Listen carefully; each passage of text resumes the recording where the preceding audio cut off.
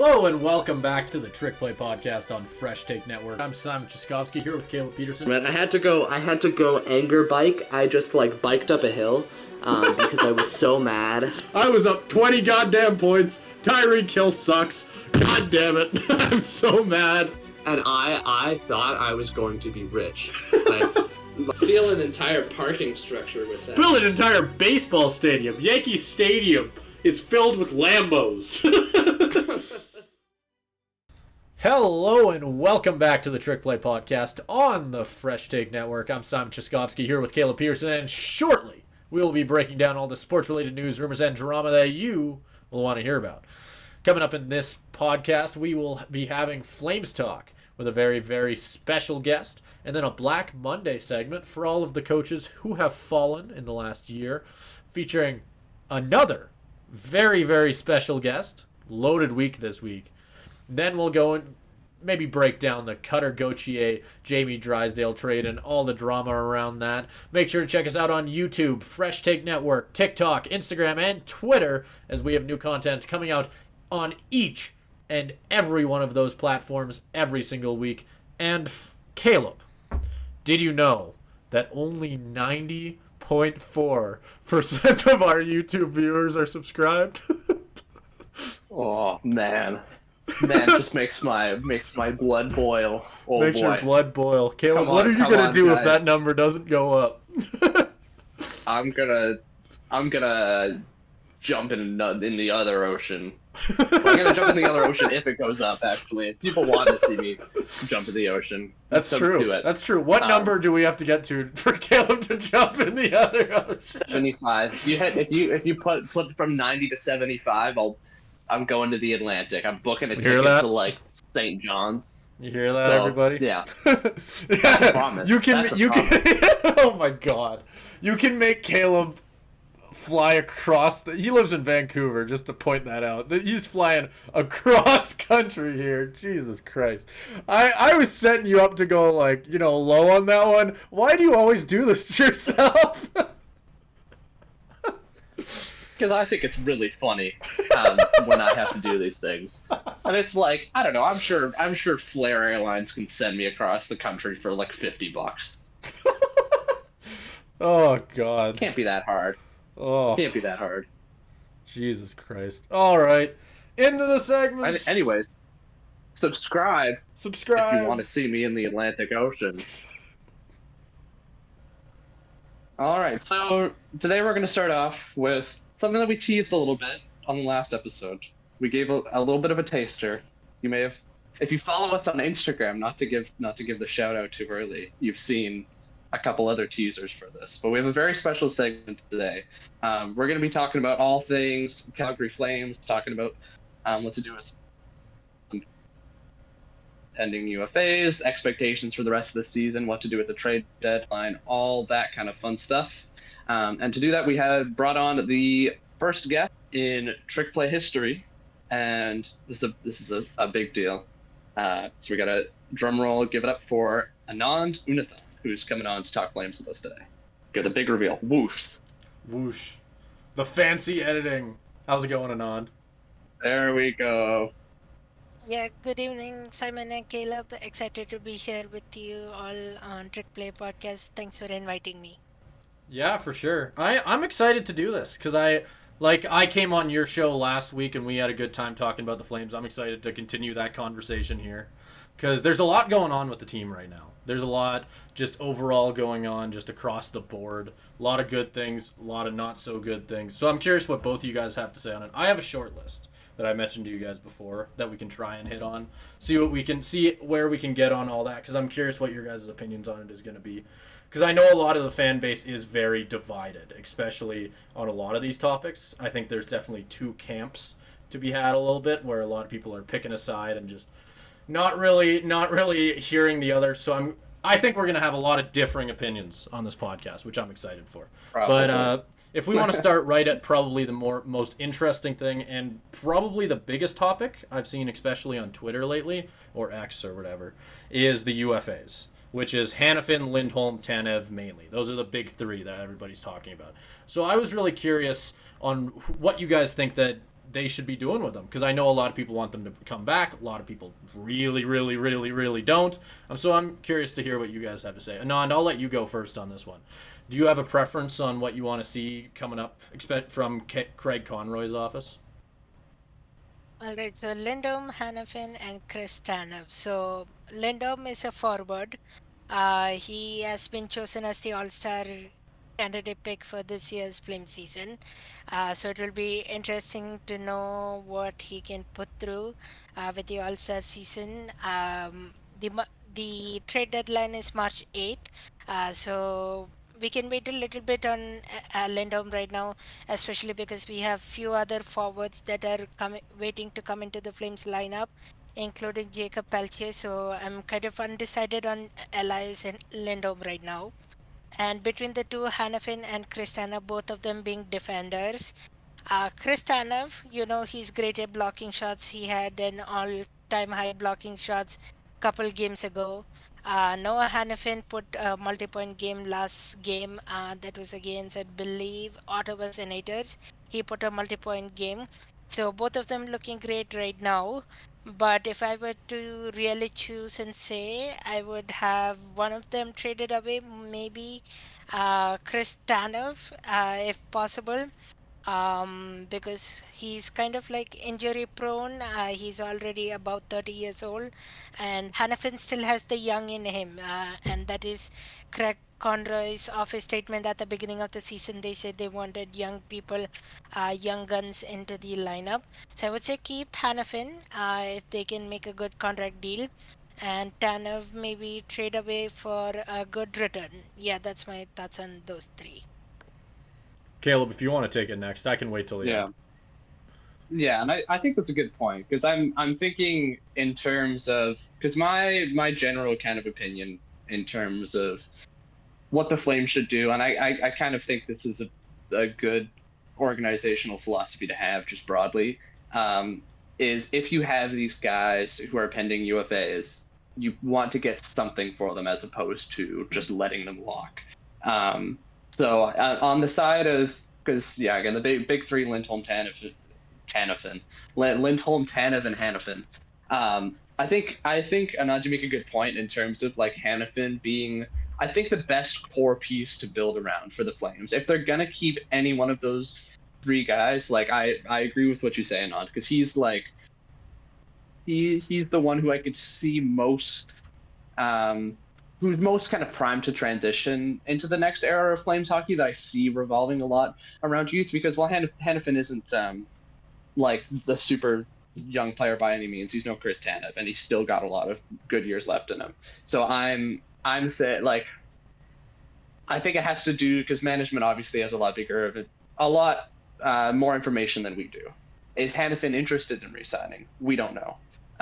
Is that if that's not a road he wants to go now, then if I'm Craig Conroy, you got to trade him. But if he's interested in coming back, that's definitely something I'd entertain. Lindholm and Tanev, on the other hand, I think Lindholm especially, I think you need to get value for him now. I think him getting an all-star selection is a blessing in disguise because, as I think, Simon, you guys discussed a little bit on Anand's show, like the validity of him being an all-star. It's for the people who have watched the Flames this season, they know he's probably not the most deserving candidate, but it's almost a blessing in disguise to say, Craig Conroy shopping him to other teams saying, look, we've got an all-star forward that we can give you middle of the season. How many teams can offer that? Give us your first-round picks. Yeah. So if they can get value for him now, then do it. Like, because I don't think you should bring him back. He's been on the decline. There's lots of like stats that have shown that since a lot of his more elite line mates have left, his production has decreased quite a bit. So if you can get any sort of value for him now, do it, because that's because he either walks away in free agency, and this is a terrible decision either way because you don't get anything for him, or you keep him and then need to get rid of him later and you get even less because he isn't playing as well as he used to. So I think the peak time to trade him, I mean, was probably a little while back, but get as much value for him as you can now. Tanev, there's probably not as much value there considering his age, like you brought up, Anand. But if it's another thing where it's just like if you can get value out of these guys before they go to free agency, do it. And unless it's a player like Hannafin where you're seeing as a part of your core for the next like 4 to 5 years, then you don't have any intention of keeping them past like really short term. Get value for them now, get younger. That's something the Flames have been terrible at doing for the last probably the last like decade in terms of getting younger and actually building around young talent. So I'd love to see Craig Conroy start making that step by trading some of these guys for picks and prospects and actually hitting the reset button for once instead of just kind of waffling around in mediocrity. Yeah, and I don't necessarily disagree with you either. I think I have a very similar philosophy when it comes to that stuff.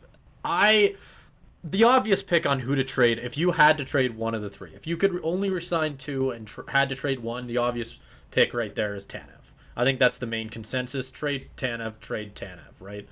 But I personally have a hard time doing that. Anand, you made an excellent point on his shot blocking ability, but not only that, but his defense as a whole. I think that he really is one of those players that you can put any defenseman with, and that he's going to make that other guy look really, really good, and that speaks levels to how good of a player I think he is.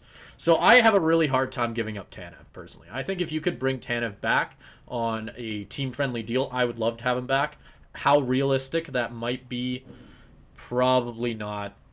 It's probably not too good. So I think that you got to probably move him, as crappy as I personally might think it is. If anybody I think is coming back, I think I agree with you, Caleb. It's probably Hannafin. I think I would love to see Hannafin come back because, like you said, he has a lot of his better years I think still ahead of him. He's a younger guy. I've been a big fan of him ever since he's come to Calgary. So I'd love to see him come back. Even if you have to pay him, you're getting a good top 4 defenseman for the rest of his career, most likely. I think the one person you have to talk the most about and probably have the most interesting conversation about, and is exactly the reason I'm bringing his stats up on the screen, is Elias Lindholm. In just the fact that he's the one player here who wants the biggest contract, and you can probably get the most for, at least in my opinion. Like you mentioned, he's an all-star this year. Throw him out on the market. We have an all-star available, guys. we come take our all-star.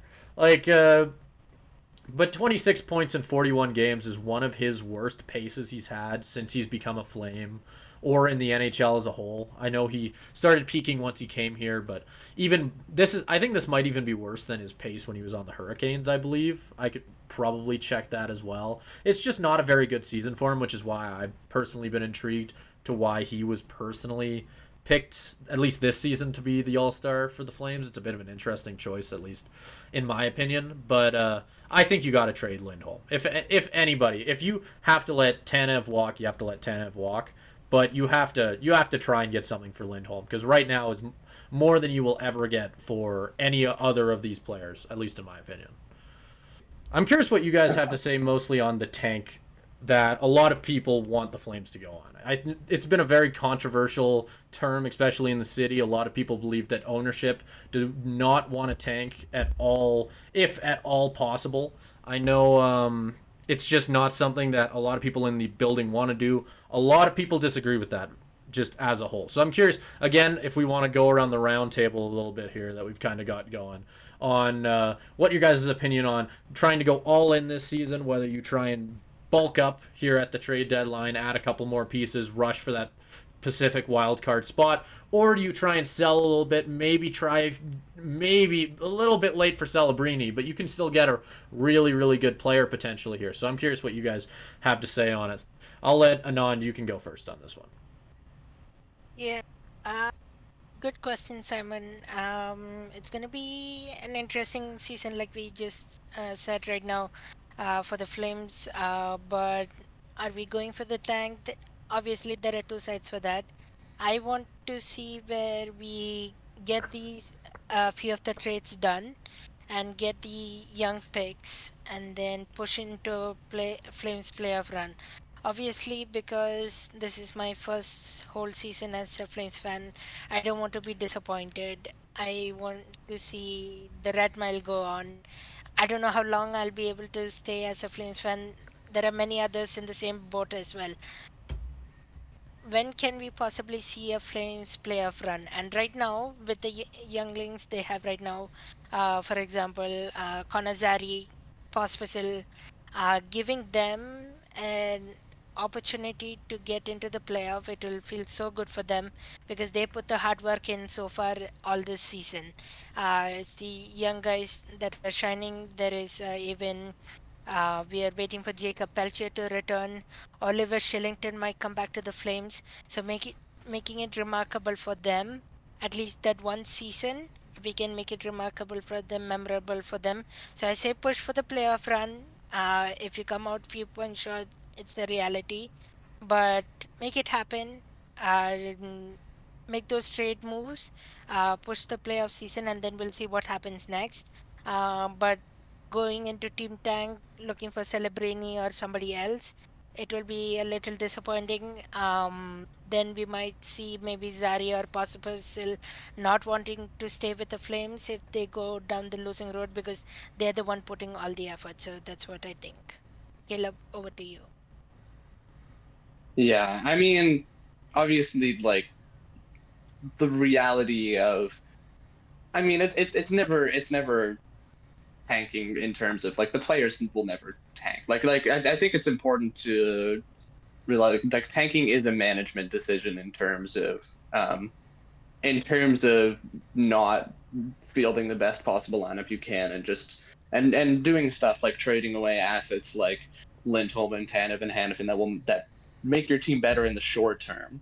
But I do think it's important to look at the long term picture here, because I think there's some important things to think about. Is yes, well, obviously going on a massive skid to end the season and improving our draft stock, but ultimately having a really shitty end to the season. That's not going to be fun for Flames fans, for the players, for nobody. And I think, and like you make a really good point in terms of like the young players that we do have wanting to be able to retain them. I think that's probably one of the most important things to be cautious of when you think about potentially trading away a bunch of assets and saying like this is the lost season, we need to kind of start fresh. However, I think it is important to do that because I think an important mantra to go by is that if you're that 17th in the standings is the worst place to be in. You would much rather be dead last than 17th because you don't have the chance to be in the playoffs and you have the worst pick out of the non-playoff teams. And so you're stuck in mediocrity. It's so much harder to get out of mediocrity than it is to get out of the basement. Because if you're in the basement, the league helps you because they give you high draft picks. Like that's how the system's designed to work, right? But if you're continually mediocre, you're a team that on the fringes of the playoffs are kind of like struggling to break out. That you're not going to do anything with that. And I think the Flames are probably the best example in the NHL for that over the last 10 years. And so like it's just as a Flames fan, like looking back at the last few years, like Anand, I know you just started watching the Flames, but I think it kind of speaks to how mediocre they've been the last few years to say that I haven't experienced that many more playoff runs than you have, or at least promising ones, right? Because we've had a couple years where there's been hope, and then there's been my other I've been watching like you, Simon. I've been watching the Flames since I was young, so even with that, there hasn't been all that much success just because we've been stuck in that kind of first round, second round exit kind of team or fringe playoff team. And if you actually want to make a run for things, you have to get a higher draft pick and get a couple superstars, get players who could actually make a difference. I'm thinking about even Matthew Tkachuk when there was a year where we didn't do so hot and we got, I think it was pick 6. And look at how much Tkachuk revitalized our franchise, like how much better we were because of Tkachuk. And obviously you're going to get people in like the 5th, 6th round, like you're going to get the late round gems, but that's not something to count on. They don't have the same hit rate as the higher picks do. So I think you have to, like, if you want to actually contend, you want to actually rebuild a team, then you have to start from the ground floor up. And that starts from trading away your valuable assets, keeping young players, but trying to rebuild from the ground up. Because like you look at teams like the Ducks, you look at teams like the Kings, they are on their way up because that's how they start. That's how they built their team, and they have young, promising stars that can that we're going to see these teams in contention for a long time to come. And for the Flames, that's just not quite the case right now. They have some promising young talent, but it's not quite at that level yet because we haven't fully committed to the bit. We're stuck in the middle because we're just caught in this. We don't know what to do. We don't know if we want to push for anything or kind of slink back. I think it's time to slink back. I think it's been time to slink back for a few years now, ever since Gaudreau and Kachuk left, and even potentially a little bit before that. Yeah, for sure. I think that is the argument on one side of things, because I think you make a very good point there on the fact that this team has been what you would call mediocre for a very long time now. And a lot of our core, especially in previous years, with a big exception, obviously, to Matthew Tkachuk, has been built through late round picks. I think that was a really, really good point you made there, because if you go through our lineup right now, Rasmus Anderson, like, if you just, like, he's the big one that pops up to me right away. He was a second or third round pick. A lot of our main core that we drafted are either late round, even a lot of our prospects now. I mean, Dustin Wolf was a 7th rounder. Coronado, he was mid first round, and then Zari was late first round. I think with all of these guys, we're getting lucky because we're getting guys who are very, very good, but I don't think that you can really rely on that. And I'd like to see us bring in some elite prospects. And I think I don't know if I'd necessarily hate it, because I'd like the fact that the Flames would be in on a lot of these young prospects, or a lot of those really, really good prospects. And it'd be cool to see us get one of them, because it feels like it's been a couple of years since we've been in a position where we could get somebody who could really turn around this franchise. And I think the last time I really remember us being in that position was, like you said, Tkachuk.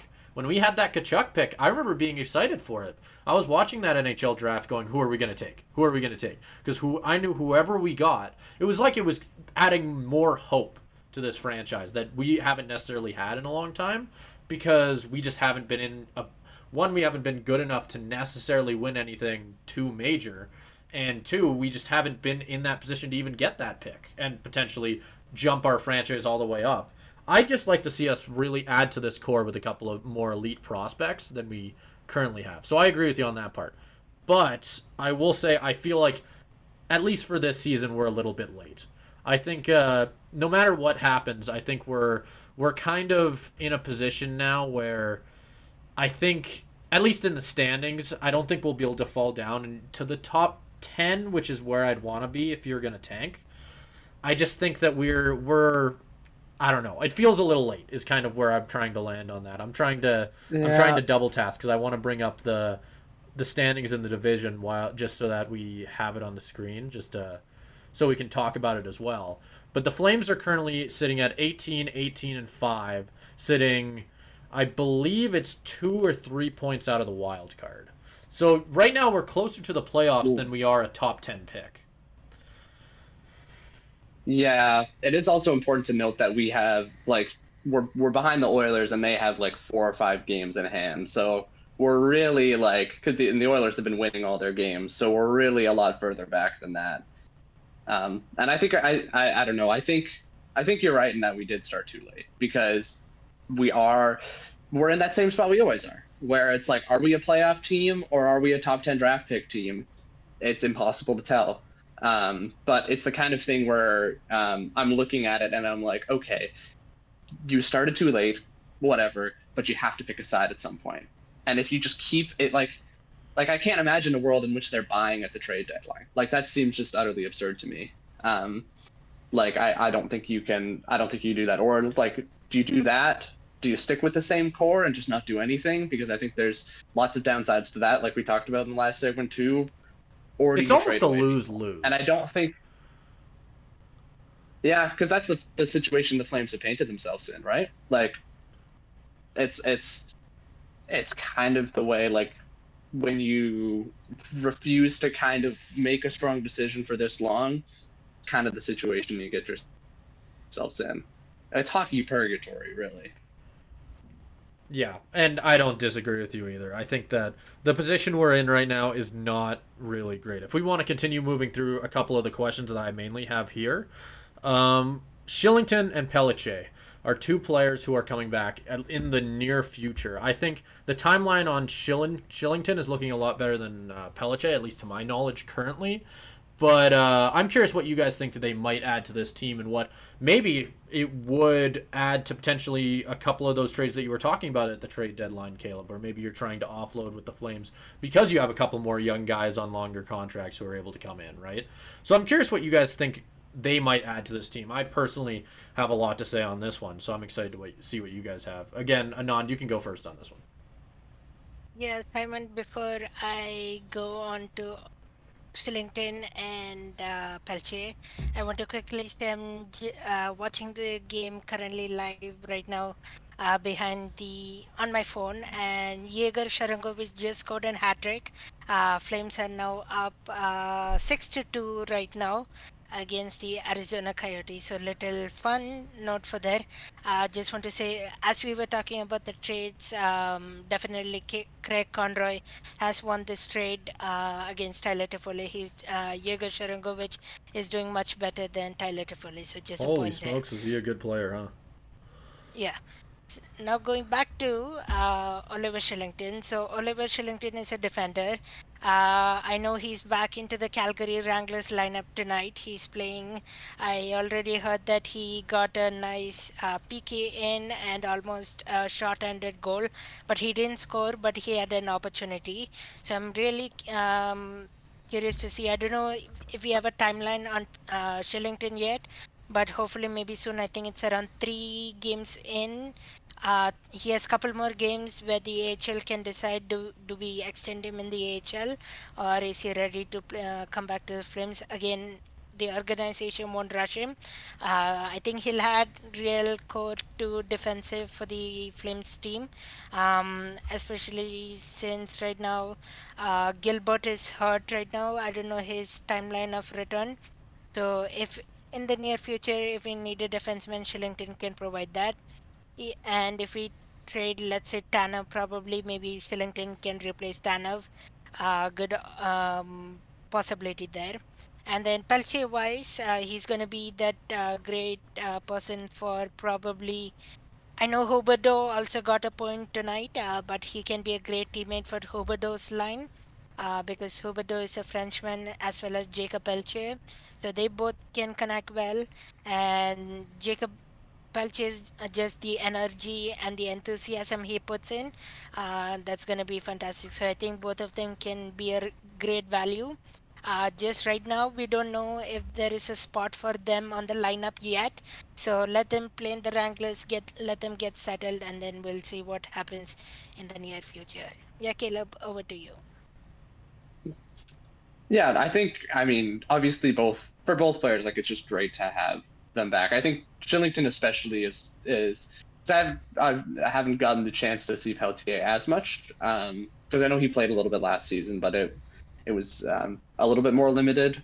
But Shillington is someone I'm really excited for, and just for him to know that, because I know the reason he's been away for so long was just struggles with mental health. So it's really great to see him be doing better and be able to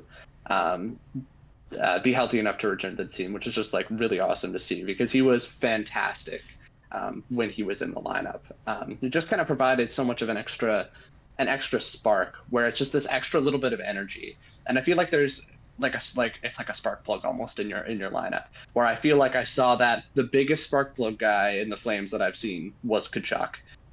Because he just provided, like, he energized that entire team, and there were so many games where you feel like he is putting 100% more effort in than the next guy. And I feel like there's Shillington maybe not as consistently, but there was just times when I would watch this Flames team with Shillington on it, where it's just, especially in the offensive zone, because he's an offensive guy coming from up from the D spot. Like there's one I don't know if I'm going to have the details exactly right, but there's this Dallas game where it was like a back and forth game, and I think it was like 4-4 or something in the end.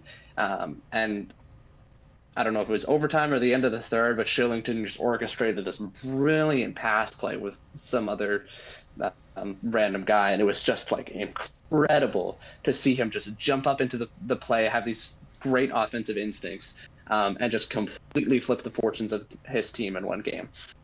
That kind of spark is something the Flames need, and especially coming from a younger guy like Shillington. Like, it's again the conversation we were having. It's just whenever your team gets younger, that's always a good thing, because you don't want to end up like Pittsburgh, and I've talked enough about them on the pod before, where you're just kind of, you think we're stuck in purgatory. They're going to be pretty stuck in purgatory too, with all of the like 35-year-olds they've signed. So like adding guys like Shillington to a young core is fantastic, and obviously Peltier, more of the same thing. Because whenever you get to see your young prospects in action, and I know Peltier has showed like an immense amount of promise in, I know he like in preseason and any other times he's been called up to the lineup. Especially when it was so frustrating that Daryl Sutter just wouldn't call him up. It's going to be great to see him in action again and be able to see what he can really do. And like you said, and hopefully ignite some of the kind of dormant talent like Huberdeau. It's just all of these players can bring a potential extra energy boost, a potential extra something. Because I think if you're a Flames fan, this team, it just kind of seems like it's dead and treading water a little bit. Because I think the record right now is what, like a perfect 18-5 or whatever. Like we're literally squatting at the 500 line. If Shillington and Peltier coming back can provide a little bit of spark to that lineup, like then it'll be all the more worth it. Nope, and I agree with you, both of you guys as well. I really agree with what you said there on Shillington, Caleb, because I've been a big fan of him for a long time since he's been in Calgary for a lot of the same reasons that you said. He is one of those guys. He's almost like a fourth forward out there. He's one of those defensemen. He's so quick. He's got a really, really nice shot. He's just one of those players who the whole time he's been here, you've just been waiting for him. He's a star in the making. You can really, really tell when he's playing. And I personally am so excited to see him back in the lineup, because I think one issue, especially on the power play, it's been better lately, but still shaky at times. I think he's somebody who can really add to that power play specifically, and I'm personally so excited to see him in that spot. As for Pelliche, I think he's one of those young guys who you can almost, the second he's healthy, he's got to come back up. He was so good last year when we gave him the opportunity to play. He was really, really, I liked what I saw from him in the preseason as well. He's so insanely talented that it's so just nuts to me how little NHL time he's gotten. So I'm really excited to see him get a little bit more time up here. Same with Shillington, though. The whole time, every single time that we've gotten to see him up here, I feel like he's shown up. He's what he lacks in defensive ability, I feel like he makes up for on the offensive attack there. And I think Anand, you mentioned the idea of potentially him coming up to fill in for Tanev. At least for me, I don't know how much I personally like the idea of that, just because I feel like they're polar opposite styles. And I love Tanev. I love the fact that he's here, so that hurts my soul a little bit. But I think you might be right. Just overall on if we see a Tanev or even potentially a Hanifin trade in the next month or two, or I guess just 1 month, whatever. Like if we end up seeing that happen, I think Shillington is going to be the guy who comes up, and I think if he is still the player that we got to see 1 or 2 years ago, I'm so excited to see it. I think he's just a stellar player, and I personally am so excited to see it. This I think pretty well moves right into I think what we can probably call the last question. We'll hit on this one, and then we'll probably end the podcast or end the segment at that. What are you guys' expectations for the end of this season for the Flames? I like Caleb mentioned 18-5. I think you were dead on with that standings, or at least what their record is. What are your guys' expectations? We've talked about what we personally think the Flames should do. What do you guys think the Flames will do for the end of this season? And if you even want to get into the future, go right ahead. Anand, I'll throw the ball over to you. All right, Simon, thank you. Yeah, so right now, if we are gonna call this game, which is happening right now, Flames Arizona Coyotes 6-2, so we can almost call it a game if the Coyotes don't fight back. So that brings Flames 19-18-5 this season. They're already 42 games done this season, so that's almost halfway, around 41 more games, if I do my math correctly. 40 games, 41, 42 games left in the season. So, it could go any different way possibly. and Flames could really push together, push for a playoff win. This game will get them into 43 points. Then we hope either Edmonton Oilers or Nashville Predators drop the ball in the next couple of games. Then we can catch up to them and be a playoff team. Or my wish, as we said, maybe if we are not looking to be that playoff team, we can focus on the trade and the moves, especially for Lindholm. Like Caleb said at the beginning, Lindholm being what do you call all-star disguise, we could get him moved away and a few other options. Then if that's the way Conroy decides to go, then it might be. I would say we wait until the All Star break to see what direction the Flames are and where they at, and then I'll chime in then. But I'm hoping for a playoff entry for sure. A playoff team get the red mile going. But again, it's gonna see how they can remain consistent.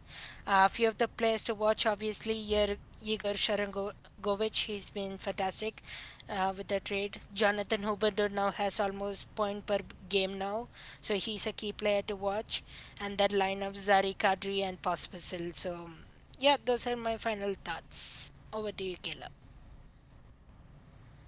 Yeah, I think in terms of expectations, I think the reality of it is as bad as this might be, this team is not a playoff team, and they haven't consistently shown that. You if you are a playoff team, you cannot have performances like they had against teams like Chicago with most of their lineup injured, including Connor Bedard dropping the ball like that. You can't have that happen, especially when teams like you mentioned, Anon, like the Oilers, who have just won 9 straight. We are just not. It's about. I think it's just like a lot of this conversation, like broadly, has kind of been about what can you do to potentially get out of this spot, because it's like this is not the spot you want to be in when you're a Flames fan. You don't want to be on the fringe of the playoffs. You want to obviously be leading the division, leading the charge, actually having a chance to push for something in the playoffs. And this spot is not where you want to be. And I think it's just about acceptance of where you are and just saying, hey, we're not there yet. And that's okay, because we need to build that over the next few years. And Flames management, and especially Flames ownership, has been so hesitant to say that and so in denial in terms of what this team actually is and what the future actually looks like.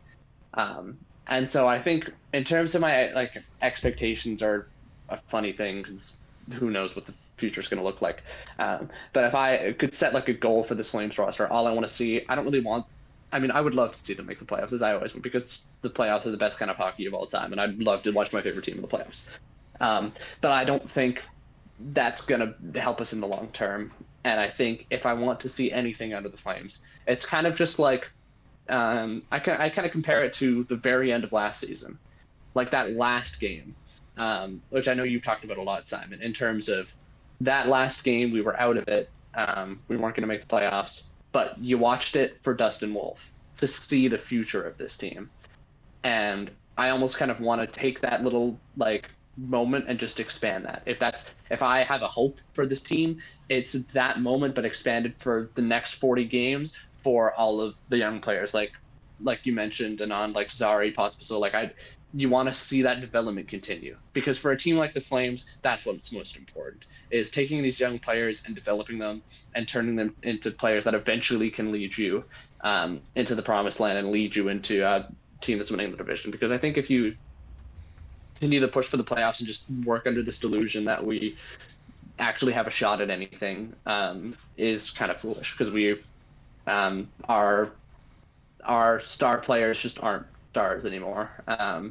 The Huberdeau trade, I think we can all safely say in hindsight, was a complete failure.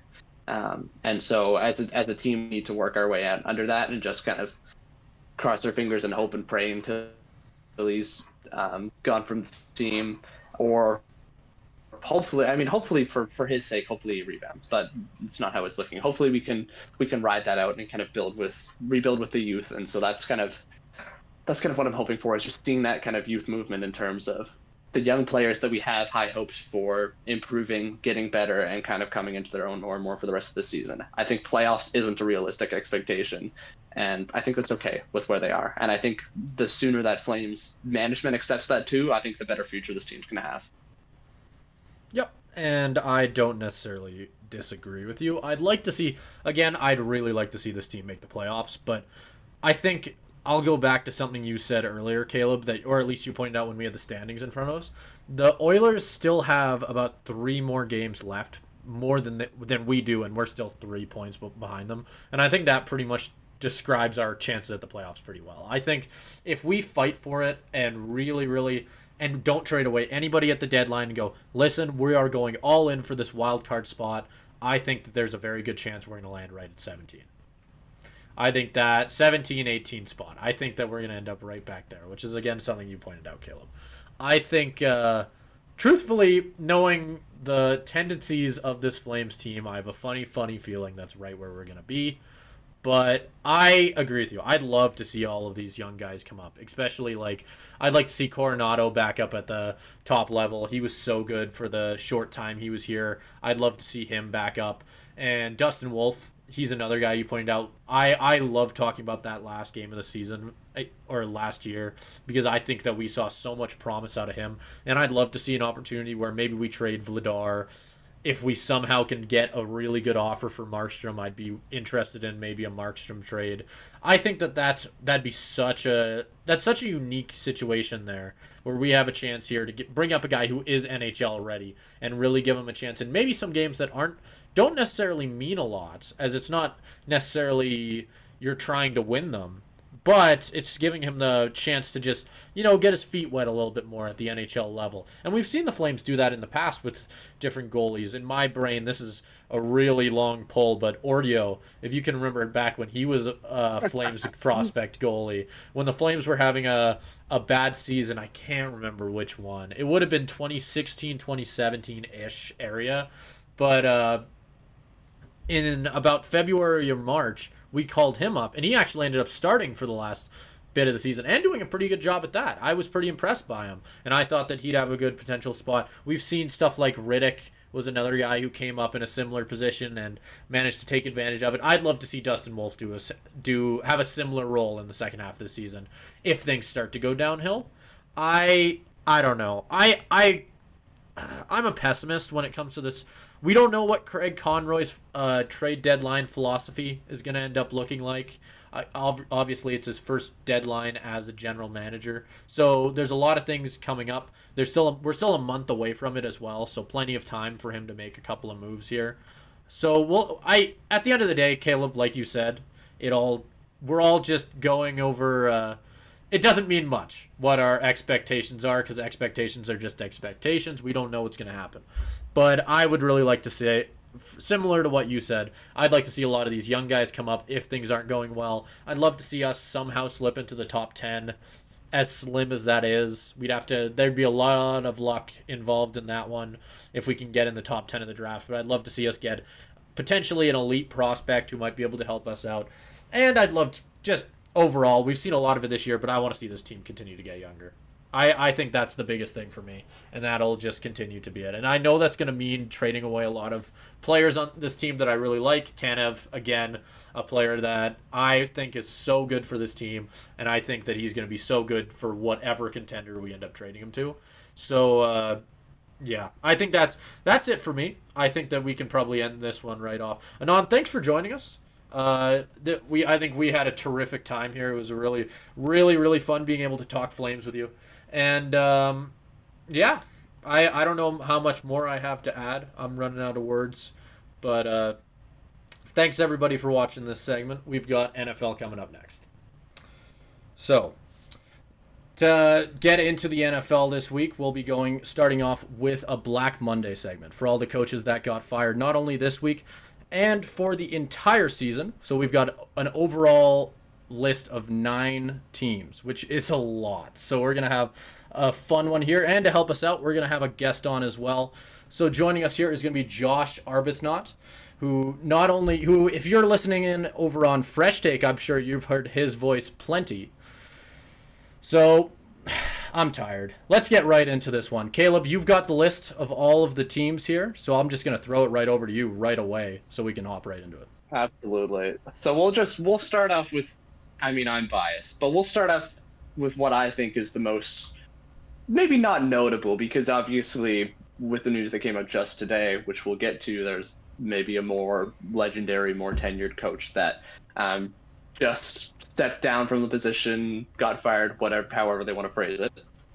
So maybe not the most notable, but I think the most surprising. And with that, we're going to start with Pete Carroll. Not necessarily getting fired, but moving up to an advisory role, leaving the head coach role vacant. I'll throw it over to you, Josh, in terms of what you think about that and what that means for the Seahawks. Yeah, I mean, I have a lot of Seahawks fans in my life personally. It didn't seem like a shock to Seahawks fans. I think it kind of seemed more of a shock to us outside of the 12th man and the Seattle area. Talking to Seahawks fans, that conversation had gone consistently, being in media, Seahawks fans like, so what's the Pete Carroll buzz? Like, what are you talking about? But apparently within Seahawks circles and Reddit and whatnot, that had been going on for a while. You keep on hearing, oh, he still wants the coach. But so I don't know if this is like a Brad Stevens level thing where, Brad Stevens left the Celtics and then became a really good GM and president for the Celtics.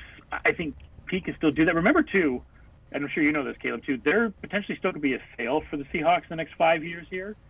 So they don't want things to look unstable within the organization. They want to make sure things look good and healthy. And I think that's why you haven't heard a lot of names going around. You've heard Dan Quinn. There's been some, I'm sure we're going to mention Ben Johnson's for everybody's name it here, except for like maybe two for Ben Johnson. He seems to be sprinkled in everywhere. Dan Quinn seems safe. He's with the Legion of Boom. He knows that organization. That seems to be where they're going. Carroll, great career there, obviously. Seems like he still wants to coach. We'll see what happens. Probably should have 2 Super Bowls. Definitely should probably have 2 Super Bowls. Sorry, Caleb. But,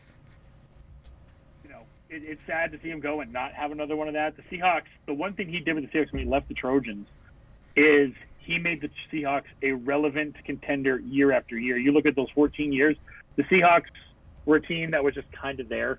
He didn't really think about the Seahawks as much, and he turned the Seahawks into a year-round, at least playoff contender. So it's going to be really hard to replace that. Yeah, and I mean, obviously, this news really hit me this week, and I know, Simon, you were saying before the pod, expecting me to be mad either way that Pete Carroll's going to get mad that he got fired or whatever. It seems like I'm always mad at this team nowadays. But like you said, Josh, it isn't exactly that big of a surprise because it's something that not only has kind of been in the minds of Seahawks fans this year, but it's honestly been a bit of a longer conversation. Because even going back to before the Russell Wilson trade, a big aspect of that was who are they going to let essentially run the organization? Is it going to be a Pete-focused team where you build around defense and the running game and the kind of style that he likes to play? Or are you going to metaphorically let Russ cook and let him kind of run the show, which is what we saw in that a couple of years before Russ left, where they really let that style play out and it kind of fell off the rails. And obviously the Seahawks went with Pete Carroll trading Russell Wilson away, ended up being a good move for them. But the most important thing I think to realize with why they let go of him is because this defense has not been good for a very long time. And I think that flies under the radar just because of how good those defenses were historically, especially in those, not just in the Super Bowl years, but before the Legion of Boom dissolved. They were still fantastic up until about 2016, 2017. And it's just been terrible. And you've seen that especially in these last couple of games. The Seahawks had a wide open path to the playoffs, and it was their defense that let them down.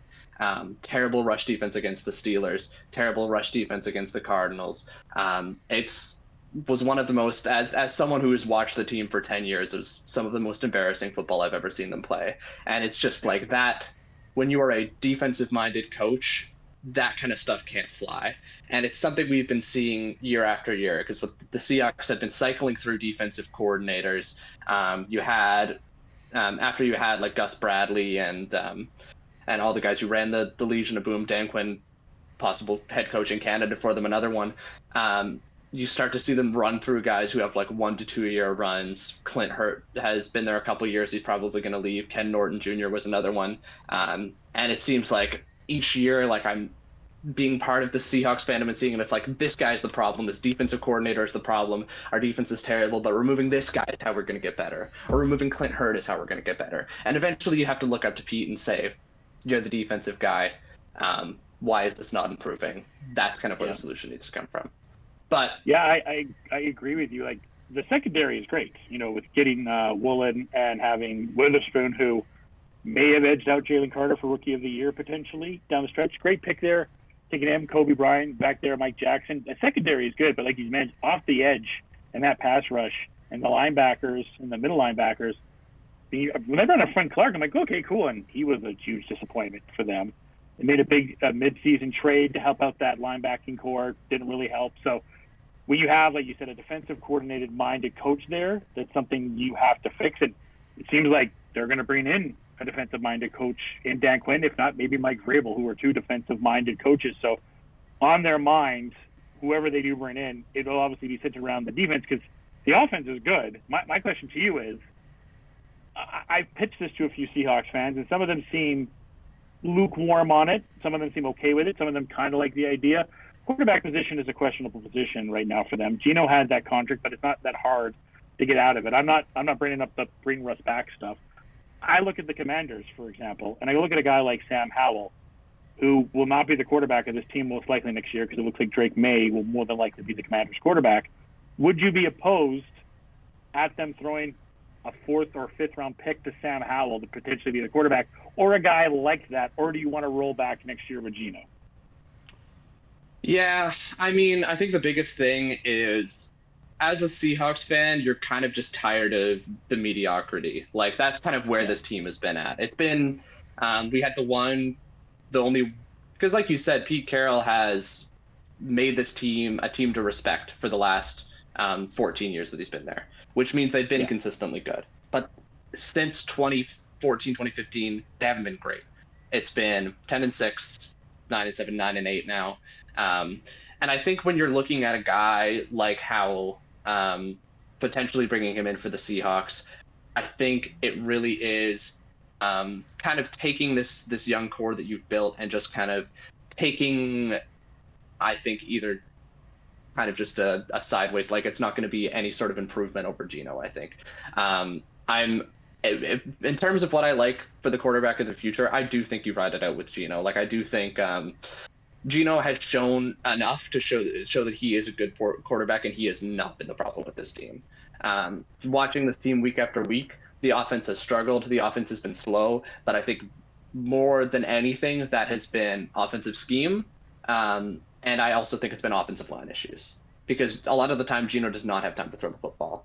And I think you kind of have to give him that extra year to ride it out. I wouldn't be opposed. I think if I'm John Schneider right now, my ultimate plan is to,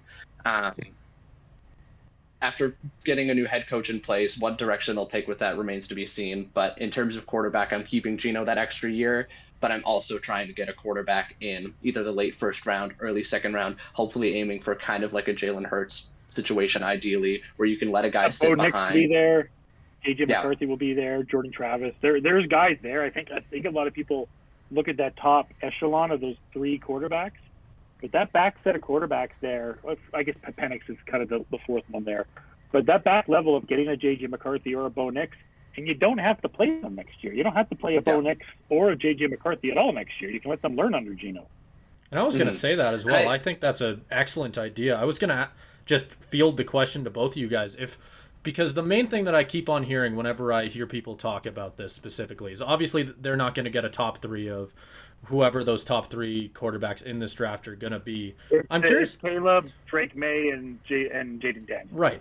And then Penix to the next level. Yeah, but if Seattle's not going to get that top 3, who would you like to see Seattle grab there out of those next couple? Because this is a really deep quarterback class, and like you mentioned, Josh, the Seahawks do not need to look for a starting caliber quarterback this season. You don't need a guy to slide in right away. Geno could be that guy to maybe mentor somebody this year. So I'm curious what both you guys think on who you'd like to see Seattle grab. True. Yeah, Go ahead, Caleb. I think for me, I mean, I think my ideal situation is also kind of filled with a little bit of bias because as someone who's recently gotten into watching a lot of Washington Huskies football, it would be fantastic to see Michael Penix stay in Seattle because I think he's shown a lot, like the kind of chemistry that he's shown with Roma Dunze in terms of like the deep ball, like that he's able to throw, like that specific aspect of his game reminds me a lot of how Russ played back in Seattle in terms of just how accurate he is. I went to the game against Utah that they had. It didn't matter if Adunze was covered. Like he's throwing it up there and he's placing it right in the basket. And that's the kind of thing that Russ did with Lockett. And if I can see that kind of connection again, I would just love that. He's got and that kind of like quick release is another thing that, especially when you have offensive line issues, other than the last game against Michigan, and hasn't seemed any sort of pressure hasn't seemed to bother him all year. That's kind of my ideal situation. He may be a little bit high, like you kind of said, Josh. He's like after the top three, it's a pretty decent gap, but he is kind of, I think, that next guy up after that. So that's kind of my ideal situation. But I think honestly, any of these kind of next level guys would be great. And I think another good comparison I can draw it to is how Jordan Love has developed with the Packers. I think the idea of sitting a quarterback behind a starter is one that a lot of teams need to do. And I think if the Seahawks do that this year and kind of use that as a springboard to potentially trying to be Super Bowl contenders again, that would be great for me as a Seahawks fan.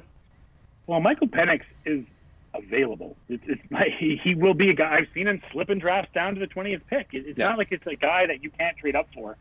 Those top four players of going Caleb, Drake, Jaden Daniels, and Marvin, that seems to be locked in the top four, and we could talk about what the Bears will do with that in another day, but that top four is locked. But after that, Penix is a guy that will be available. And you know what? When the combine comes too, that could change. He could bump out maybe, one of these guys. I'm not going to get into it too much right now, but I have Penix, to me, as the second best quarterback in this draft. I have Caleb as the third best. I think I just haven't. I don't want to get too much into it because we have this stuff to talk about, but I just haven't seen Caleb Williams beat a top 15 defense yet. So I'm a little bit lower on him. I'm a little bit biased to notice I am a Carolina fan, but I have seen Drake May do things that teams look for and want from an NFL quarterback more, and Drake May checks those boxes, much like Michael Penix does. Yes, he struggled in the national championship game, but look what happened in that game. O-line got destroyed. He had no room. But from what I've seen from Penix, that's the guy that's the crown jewel in this draft for me. That's the guy that has the highest upside. As much as I like Drake, and I think he can be the best quarterback, the sky's the limit for Penix. So a team like Seattle, a team like Atlanta we'll talk about, maybe my Raiders we're going to talk about in a bit too. Those are all teams that are going to be clamoring and trying to trade up for Penix because they know the Calebs, the Drakes, maybe the Jadens aren't going to be available for them. But for Seattle, a Penix would be there. Yeah, and I think that is the ideal situation. And like you talked about, the Michigan game is really like the only red flag from this last season, in addition to kind of injury concerns from his past years at Indiana. But I think you also have to take into consideration he also looked very injured at the end of the Michigan game too, like holding his ribs. Like he did not look okay at the end of that game. So I almost think you throw that out the window a little bit, especially after the performance he had against Texas. But I'll move the combine. Yeah. I'll move on from Pete to talk about another legendary coach. The news coming out today that this one is a little bit more expected. There's been rumors about it all season long, but after 23 years, Bill Belichick 24. is no longer. Is it 24 now? Yeah, sure. I guess 2024. Hired in 2000. No longer the coach of the Patriots. Yeah, it's interesting. I mean, it's really good defense. If he had a quarterback, Patriots, I mean, maybe they were a playoff level. I mean, they had a playoff level defense. Didn't have a playoff level offense.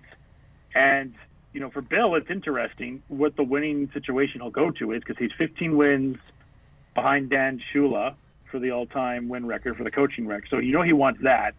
I don't think he's obviously not going to settle now. Obviously, the Falcons have been thrown around as the favorite for him. But he'll be watching that Bucs and that Philly game very, very closely.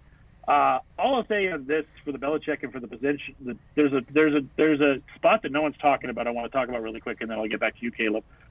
What can you say though? He did everything you needed from him. Just a great career. He's now also with the Dan Shula thing. He's also got to get one over Brady because it's kind of like the Kobe and Shaq. Right now, Brady is winning the divorce. right now, so he has to go over that. But it was time. Patriots are ready for a clean sweep. It seems like Jared Mayo will be going there. If McDaniels goes back to the OC position there, or if he follows Belichick, who knows? Obviously, people know me as a Raider fan, not a big McDaniels fan for obvious reasons. But the one position I look at for Belichick is, what is Shad Khan and the Jaguars doing? Fire Doug Peterson and throw everything at Bill Belichick. We know the Khans have money from how Tony Khan spends money in AEW. Go and get Bill Belichick to have a quarterback like Trevor Lawrence that has not had the right development that we've seen. And yeah, it'd be another coach. It'd be his third coach in 4 years or whatever after going through the Urban Meyer experience. But you really should take the opportunity to get a guy like Belichick in South Florida. I'm sure that'd be a great spot. He'd love to retire. I'm just surprised more people haven't talked about the Jags as the spot. It's been Falcons, and we know Arthur Smith is going to be aggressive and try to go after him. But I don't know why the Jags aren't a spot that Belichick would look at. That's really interesting. I mean, with the Doug Peterson stuff, it's kind of interesting, especially because you wouldn't think that we'd be having this conversation after their first, whatever it was, 9 games, where they're 6-3 and things are looking good, and it looks like they're continuing in the momentum from last season. But things really did fall apart for them. And I think that it's definitely an interesting scenario to think about in terms of putting Belichick down there with a young established quarterback like Trevor Lawrence. So I think that definitely is an interesting possibility that is probably not getting talked about as much just because that move to fire Peterson hasn't happened yet. But I think in terms of the talk about him going to the Falcons, I don't know if that's a fit I necessarily love. Not with the quarterback right now. Yeah, because I think for Belichick is the ultimate defensive guy. That's the part of this 4-13 Patriots team that was any good, like you mentioned. He's going to, with Bill Belichick, you're going to have a fantastic defense. That's what he's there to coach. And I think part of the reason the Brady Belichick marriage worked so well is because when Belichick can handle the defense, you get Brady onto that offense and he can run the show. Because as we've kind of seen after he left, and some of the conversations the players have had, like, players were playing for Brady and that side of the ball. So I think you kind of have to have that side of the ball, especially the quarterback, like you said, figured out, which is why Atlanta doesn't feel right, because their offense is completely in shambles after how Arthur Smith mishandled it. So I'm looking more, I don't know what your thoughts about this are, Josh, but the Chargers are kind of my number one spot for Belichick, because I'm looking at pairing him with Herbert. And I know some of the offensive weapons aren't as good as they potentially used to be with Keenan Allen getting older, Mike Williams injury concerns and everything. But I think that defense has a lot of pieces that Belichick can use to potentially elevate them, because that team has so much talent. It's just about they're not being utilized right. And you can see how that was mishandled under a guy like Staley. I think if you bring in Belichick for that, who knows what can happen.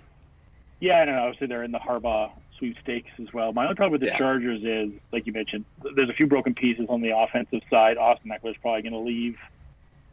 Mike Williams and Keenan Allen always injury risk. Did they have a high pick? They could go for a guy like Neighbors or O'Tunes and take another rookie receiver. I mean, they took Quentin Johnson last year and it didn't work out for them. The only problem with the Chargers is they're over the cap hard. Like, they have a lot of salary and they got to shed salary. And unfortunately for them, it comes from the defensive side. And it comes from cutting the guys like Khalil Mack or Derwin James. Now, maybe if you get a Belichick, you rethink that.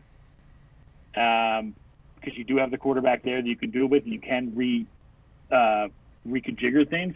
My only thing is with the Chargers, and I kind of talked about this in the show earlier, I'm almost wondering if they should just scorch earth in a way, just get a young-minded coach like a Ben Johnson or something, and get rid of those heavy contracts, get another young receiver in there, and just kind of reset. And if it works, then it works. But again, Belichick going to a sunnier location makes sense. The Chargers are obviously, they're going to wait for Harbaugh, and that's going to kind of be first and foremost. But I was going to say on that one as well. Yeah, I was going to say on that one as well. Most of the Chargers fans I have talked to are very high on Harbaugh. I think that's the person they Yeah. really, really want. That's the big rumor I keep hearing over and over and over, is that they really, really want to wait out for Harbaugh. Even though, at least to my knowledge, it's still up in the air whether he wants to come to the NFL and if he wants to leave Michigan. But I think I think that's a really interesting one. I was about to ask what you guys think on potentially Harbaugh even going to the Chargers if we want to move there. I mean, there seems to be two teams from Harbaugh. It's Vegas and it's the Chargers, and I don't think there's any in between for those two teams. We'll talk about Vegas in a bit because obviously I'm a little more close to that situation. But he already has a quarterback set, ready to go there, and he's been good with quarterbacks. And he's been good on they have all the weapons there. Kind of the same with Belichick, right? These are two high-level coaches, kind of like what Caleb was talking about, that could take a team that have pieces and make them work. Yeah, and I think either way the Chargers go, like I think if you go Harbaugh or if you go Belichick, like I think either way you're going to be good, because I think Harbaugh is a fantastic coach, and he's proved that again and again because he's done it at both levels, right? He's coached that Niners team, and you saw what happened to them after they let Harbaugh go, where they just completely crashed and burned to the ground before Shanahan kind of brought them back up to relevance again. And then seeing what he's done with Michigan, again, a program that wasn't quite the same level in the past, finally bringing them back to a national championship. Like, he can do that same kind of thing for the Chargers. And I think something you were talking about, Josh, in terms of the Chargers, like scorching earth and just kind of starting over. Well, I do think I'm generally like in favor of that for most teams, because I think holding on to the idea of what you wanted your team to be for too long is never a good idea. But I think for the Chargers, you almost can't afford to do that just because of Justin Herbert. You only have so many good years of him, right? Like, when you get a guy like that, you have to capitalize on that. And I'm thinking of the Chargers as almost like a complete reclamation project. Because, again, I look at that talent, and you're right, you're going to have to shed some of it because of cap problems. But we've seen what smart GMs can do with cap problems. They can try to retain as much as they can. They got to get the GM first. It's true. They've got to find that smart GM too. And it can't be Belichick, by the way. The GM can't be Belichick. He just have him as a coach. Should be. I think we're both on that same page, Caleb. He's just coaching. No GM Belichick. Because that has led to complete disaster for New England, and I think that's a big part of the reason why he's not there anymore, because of just how terrible he has been at building that team. He's fantastic at coaching it, but in terms of building it, and especially in the draft, that receiving room is like terrible for so long. Name me an offensive player that he's drafted that's good other than Gronkowski. Do you think Bill Belichick is going to want 15 years. just a coaching role, or do you think he's looking for coach and GM again? He wants to be Dan Shula and then maybe try to get that Super Bowl ring to Ty Brady. I think that's the more important thing to him right now.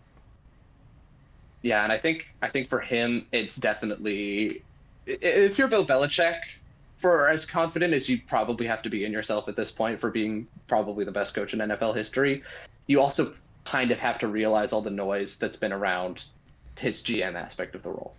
Like, it's been well known for a while that that's not his strength. So I wouldn't be shocked if he was okay giving that up. But we'll move on from Belichick. We'll go on to a little bit of a less exciting potential destination. And this was kind of a coach firing that we've known since about halfway through the season. And that is Ron Rivera down in Washington. What do you think next steps look for the Commanders after getting rid of their guy who they've had for the past 4 years? Well, I mean, I'd love to think they have. I'm a big Sam Howell guy. I think Sam is a good quarterback, and he showed it under Eric Bieniemy. I think that'll be one of the guys they look at. They'll look at Bieniemy, who hasn't got an opportunity to coach in this league yet and deserves a chance. But Sam had an up and down year at the quarterback spot, but he had no O-line. And then they traded Sweat away. They traded Chase Young away. Sweat was great in the Bears. So at least they have a new owner, but then they bring Bob Myers in to do some stuff, who was a GM for the Warriors. So some things never change there, but new ownership there is going to help. They'll probably draft Drake May. Like I said, I think they should try to trade Sam Howell, because there'll be a team that will give you a fourth or maybe a third for Sam Howell. There's pieces there, but if I'm picking teams that aren't going to be in the playoffs next year, right now, it's the Commanders. They have some work to do. As much as I like Drake May a lot, and again, I'm biased. I'm a North Carolina fan, so I do like Drake. The coach I was looking at, again, Eric Bieniemy would be someone to go. That's not been Johnson destination. Ben Johnson's not touching that team.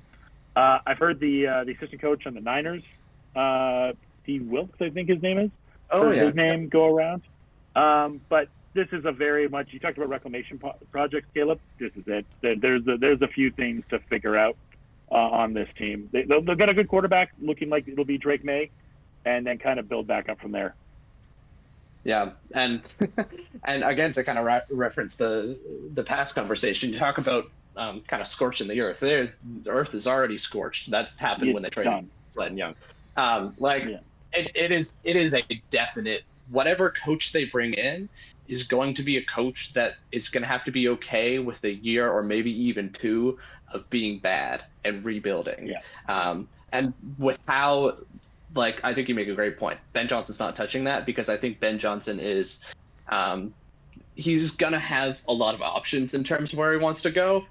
So Washington is probably not one of them. But I think what's most important about this coaching search is just kind of taking a step in the right direction, especially under new ownership, because the Dan Snyder era, that was all kind of like routed in everybody knew that was complete failure of however long you own the team, like 20 years or whatever. It's about kind of getting out from under that stench and starting anew under, I believe it's, what's his name, Josh Harris or whoever the Josh Harris, he owns the Sixers as well. Yeah.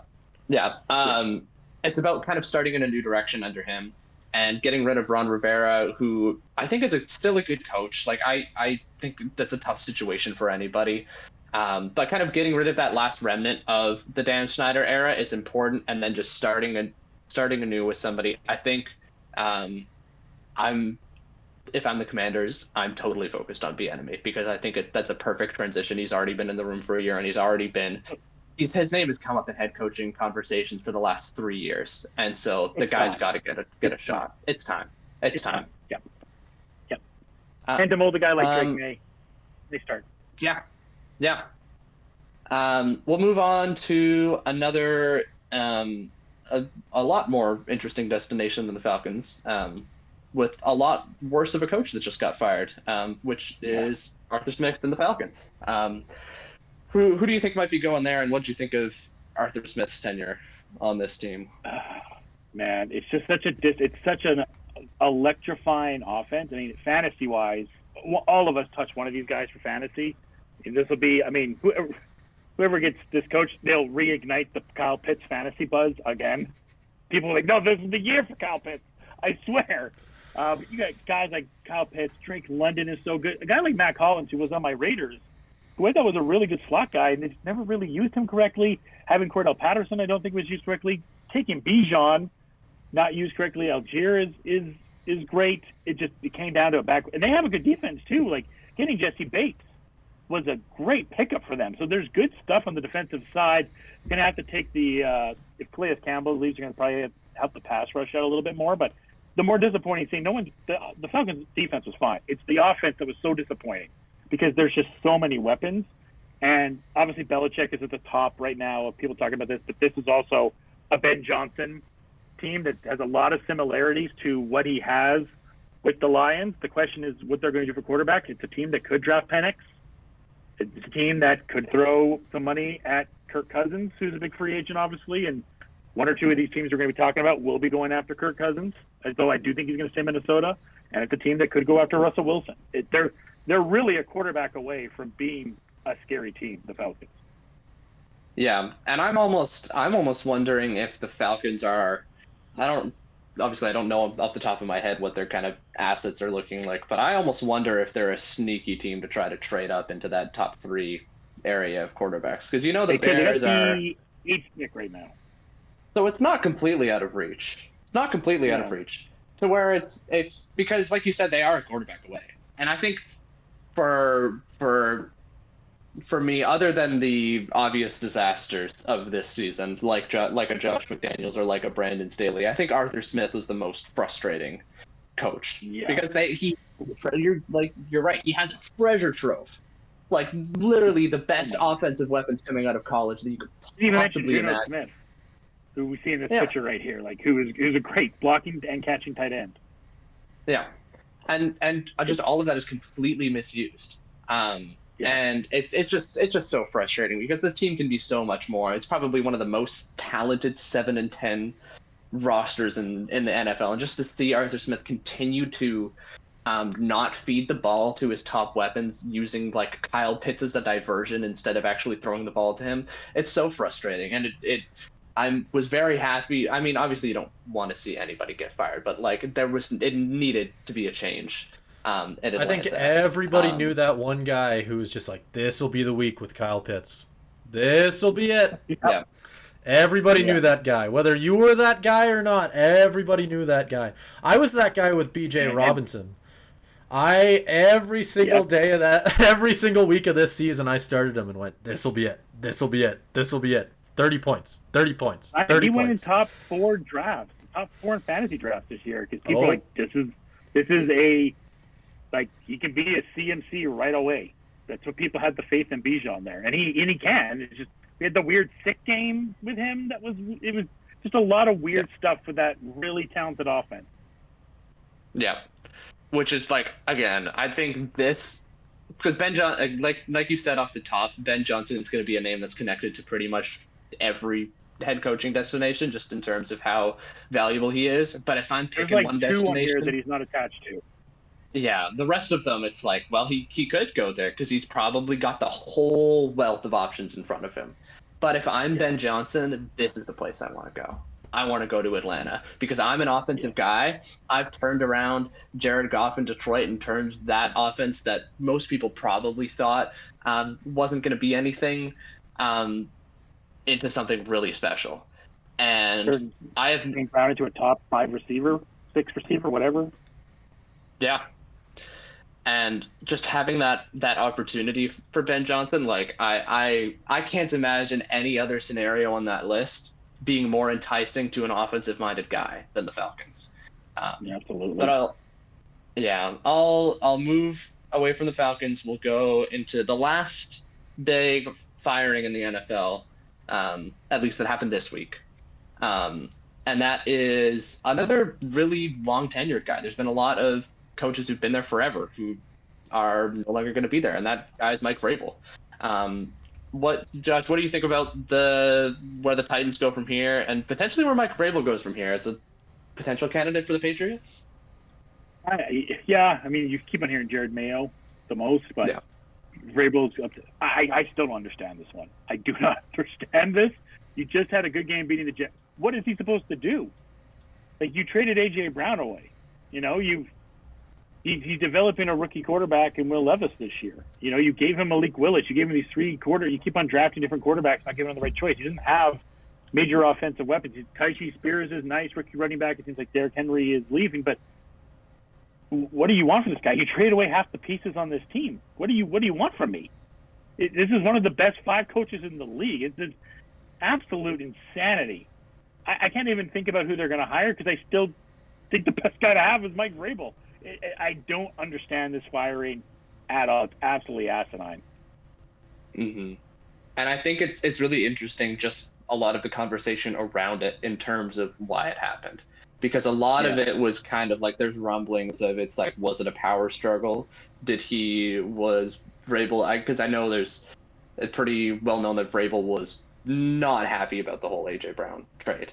Of course not. And Why so, would he be? and yeah, well, exactly. And in terms of how the roster management has been, and you almost wonder if the ownership over there is just like, well, that's enough. We don't want to have, we want to have somebody who's doesn't have that big of a voice, and that's never a good move for an organization. And I think to some extent, I mean, it's not like the Titans have been the most fearsome franchise in the last couple years, but they're not that far removed from like going to the AFC Championship, being a constant contender in the playoffs. Like, it was only a couple years ago that I believe they were the 2 seed. So yeah, last year they had the 1 seed they did with the Jaguars, and they blew it. Yeah, and it's the because Vrabel is obviously, he's proven himself as a great coach, and obviously when you've been in one organization so long, like, the questions are eventually going to come up on when change is needed, but it does feel a little bit mistimed. I think maybe I'm not like as frustrated about it because I can see wanting to like kind of change out, like with Derrick Henry going, like it is seemed like a period of transition for them. Yeah, you But can get it from that side. I do feel like they almost should have given him one more year. It feels like a year too early. If you have another repeat 4 or 5 win season, then I can see it. But this does feel like a step too early. Yeah, and just looking at the online side of things, you're looking at a guy like Kellen Moore.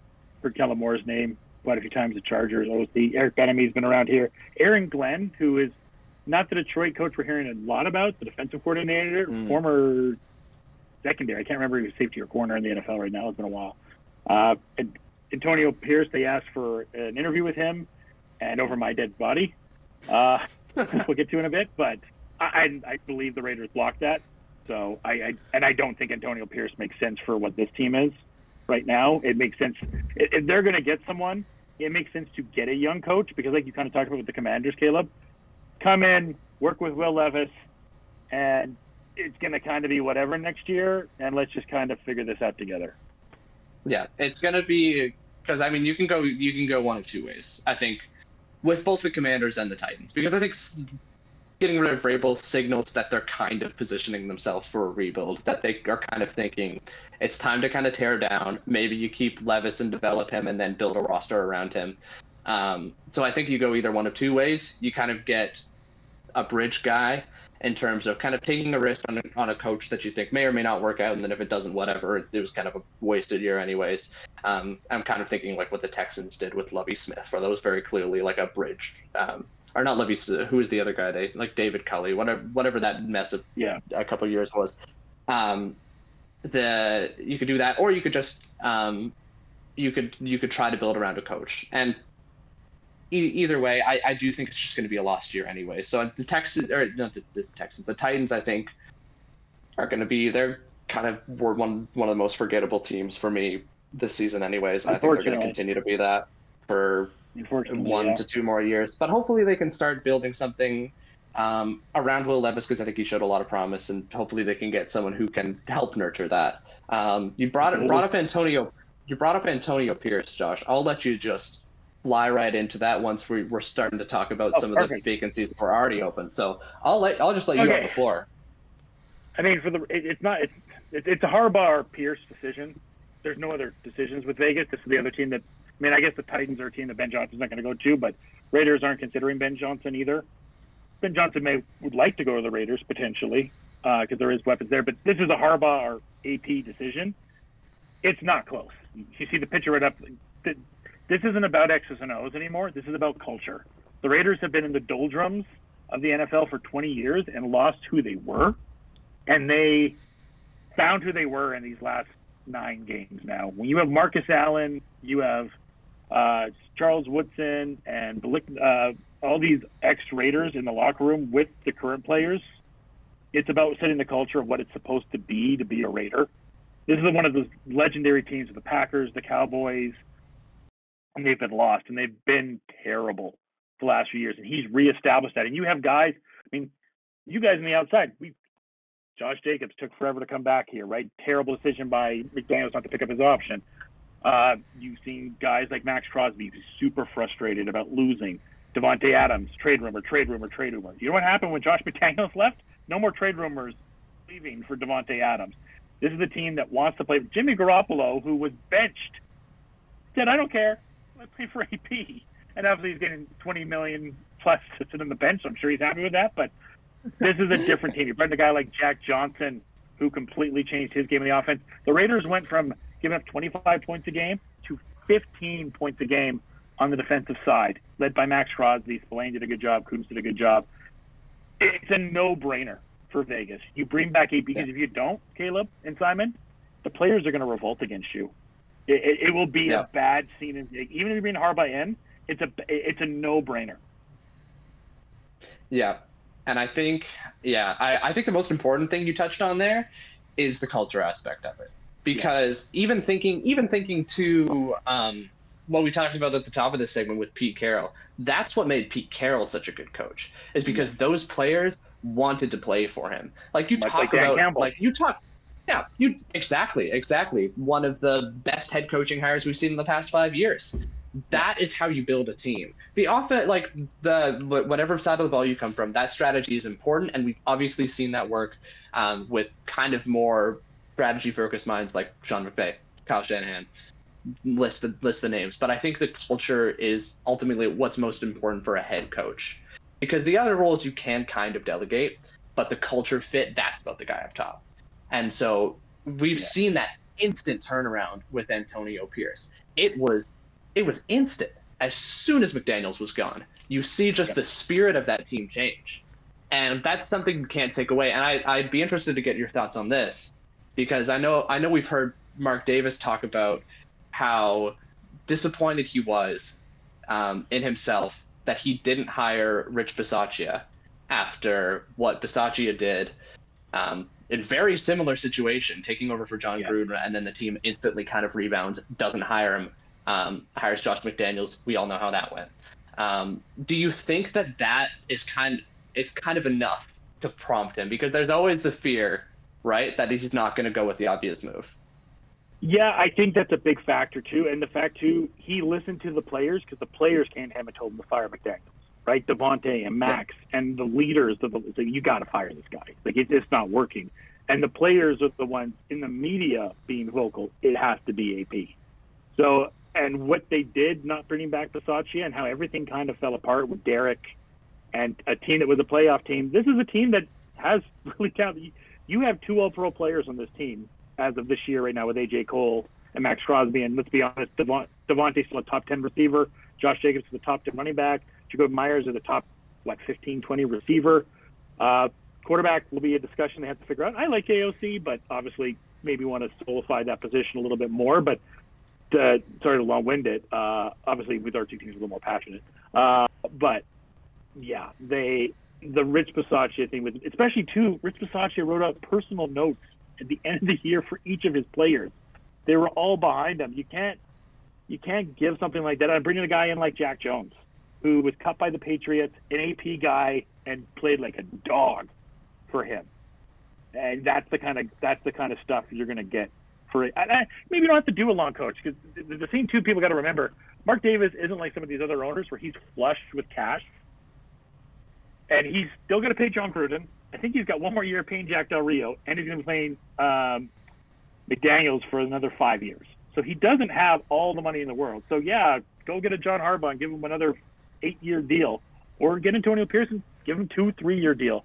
At the end of the day, Antonio Pearson is the guy from Compton, California. He grew up with NWA and grew up with the Raiders, like a lot of us that became Raider fans, and just wants to see the Raiders come back. When he had that embrace, the first picture that Simon showed with the Raiders at the end of that game, that was the antithesis of everything that he has talked about of being a Raider. Yeah. Because really, with everything that Antonio Pierce has done in however many games it's been only 9 games with the Raiders, it's he has embodied what that Raiders culture is supposed to be like. That even the more games than we anything. lost. Yeah, even the games we went toe to toe with Miami, peak Miami, healthy Miami. We went toe to toe with that Miami team, and we didn't win, but it came down to the very end. The Minnesota game still frustrates me personally, but hopefully we're talking. Hopefully, I get a chance to come back in here and we have a chance, because I think much like with your team, Caleb, and with my team, these are teams that could very easily, with the right situations, be back in the playoffs next year like they were the prior year. Well, for you, for example. Yeah, absolutely. We'll transition over to the one last. We kind of touched on the Chargers already, so I won't go on that for too long. There's one last vacancy in the NFL we got to talk about, and that's just kind of the question: who the hell would ever want to take the Panthers job? Weirdly, Ben Johnson's connected to them. I think Kellen Moore is connected. I mean, so the running back situation is an absolute cluster. They tried to bring Miles Sanders in there and tried to make that work. Thielen was nice.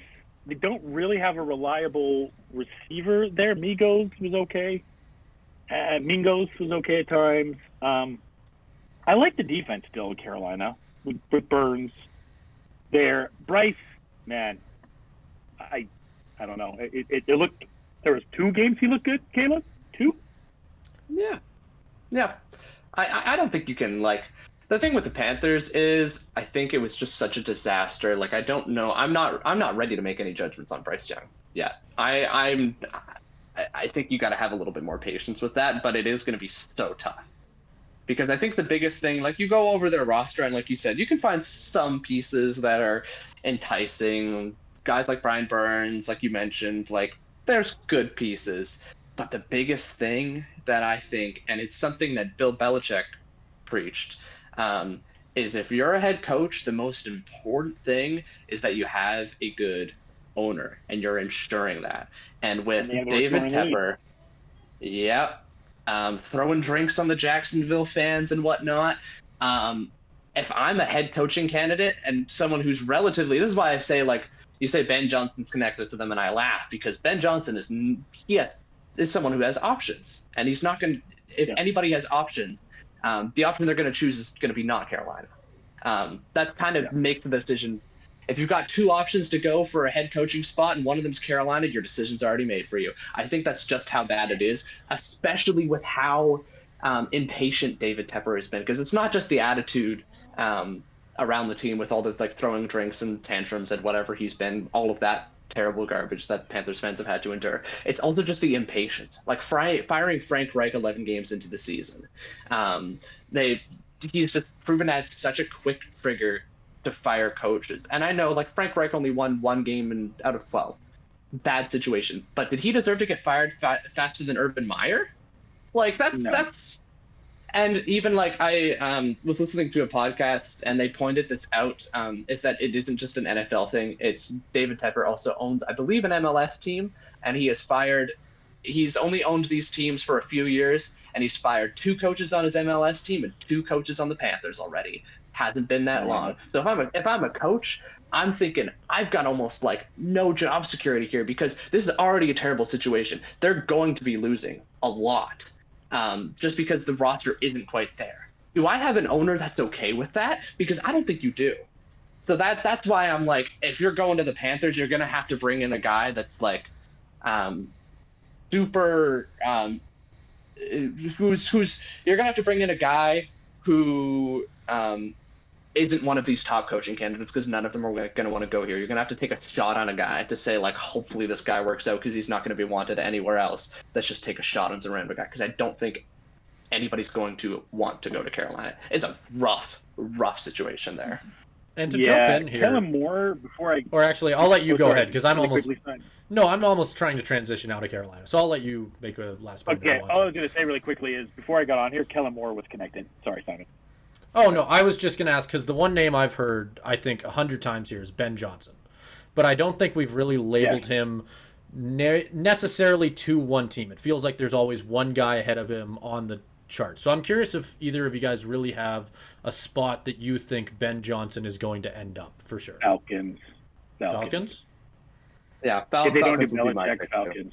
If they don't do Belichick, Falcons. And then, if not, if Belichick goes to the Falcons, then Chargers as well make a lot of sense. Yep. That would probably be my exact order too, because it's just like if I'm looking at Ben Johnson, it's just like I'm looking for a team with a broken offense that has pieces that can be fixed. Falcons are the number one thing for that, and then Chargers with Herbert obviously are the number 2, because the other ones are just a work in progress. I would even say like a sleeper team might be my Seahawks, because obviously you need to get better on the. What you could do like you might. You might, because the defense is a huge issue, and that's going to be your number one concern, because I think the offense has significantly outplayed them this year. But it also looked stagnant at a lot of the points with one of the most talented groups I've seen just based on pure like list of names on the team. Because that offensive line, as bad as it was, still has Charles Cross first round pick, like a bunch of Abe Lucas, who played really good in his rookie season, Damian Lewis, who has been pretty decent in his I guess close to like 3 or 4 years in Seattle now, and then they're probably going to use another couple high draft picks on an offensive lineman. Like there's lots of tools there, and that's kind of a sleeper pick. I think Falcons and Chargers are probably the number 1 and 2 slots, but I would almost slot Seahawks in right after that.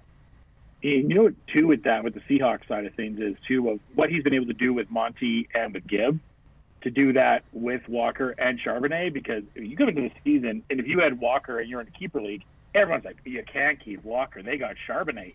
And brief chances I got to see Charbonnet, I was impressed, but they never really used Charbonnet correctly. And for what he's been able to use Gibbs as, I think he could use Charbonnet as that. And you're going to see, too, there with the Seahawks, JSN's going to probably move to wide receiver 2. In all respect to the legend Lockett, going to probably move down to 3. JSN could be number 1 by next year, more than likely. Because DK does have those fumbles. So we all know DK has those fumbles every once in a while. But that is a sleeper team. Dan Campbell's a safe pick for them. But absolutely, I think Ben Johnson in Seattle could be really, really interesting.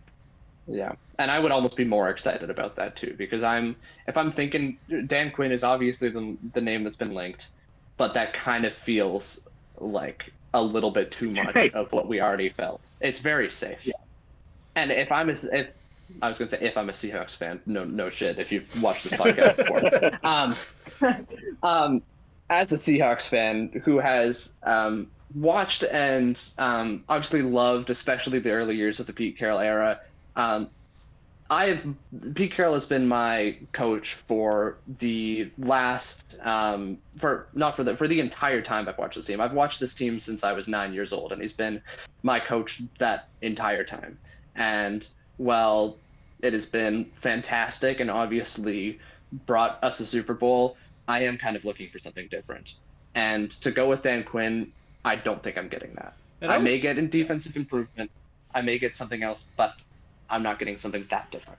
And I was going to point out as well, it feels like even in Dan Quinn's last couple head coaches, especially his last one, I believe it was Atlanta, with that one having so many, not a lot of success around there. I don't know why, personally, he's the number 1 guy to come back for Seattle. I understand there's like you said, he's the safe pick. He's the guy who you already know what you're going to get out of him, but I kind of agree with you on that one, Caleb, where I kind of want to see something different if I'm with Seattle on this one. I actually like Ben Johnson. I think you're bringing in something new. So I agree with you there.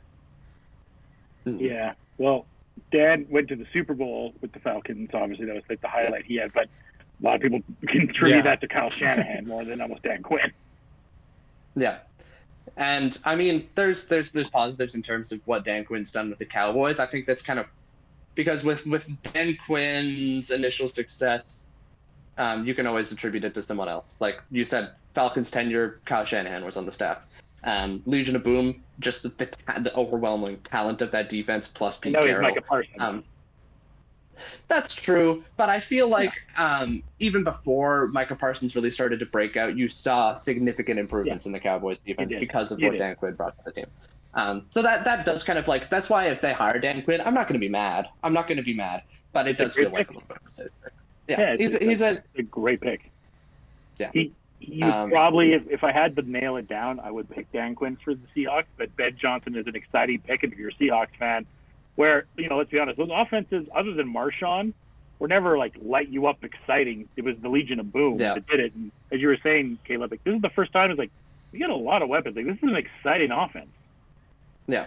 It almost feels like it's bringing me back to, 2019, last prime Russ year. That's other than the Super Bowl years, that was the most exciting year of Seahawks football that I remember watching. It's just when they fully unleashed Russell Wilson and all that he could do in the league. And obviously the wheels fell off, and he started playing a lot more poorly throughout the future. But those first few games were so enticing, and I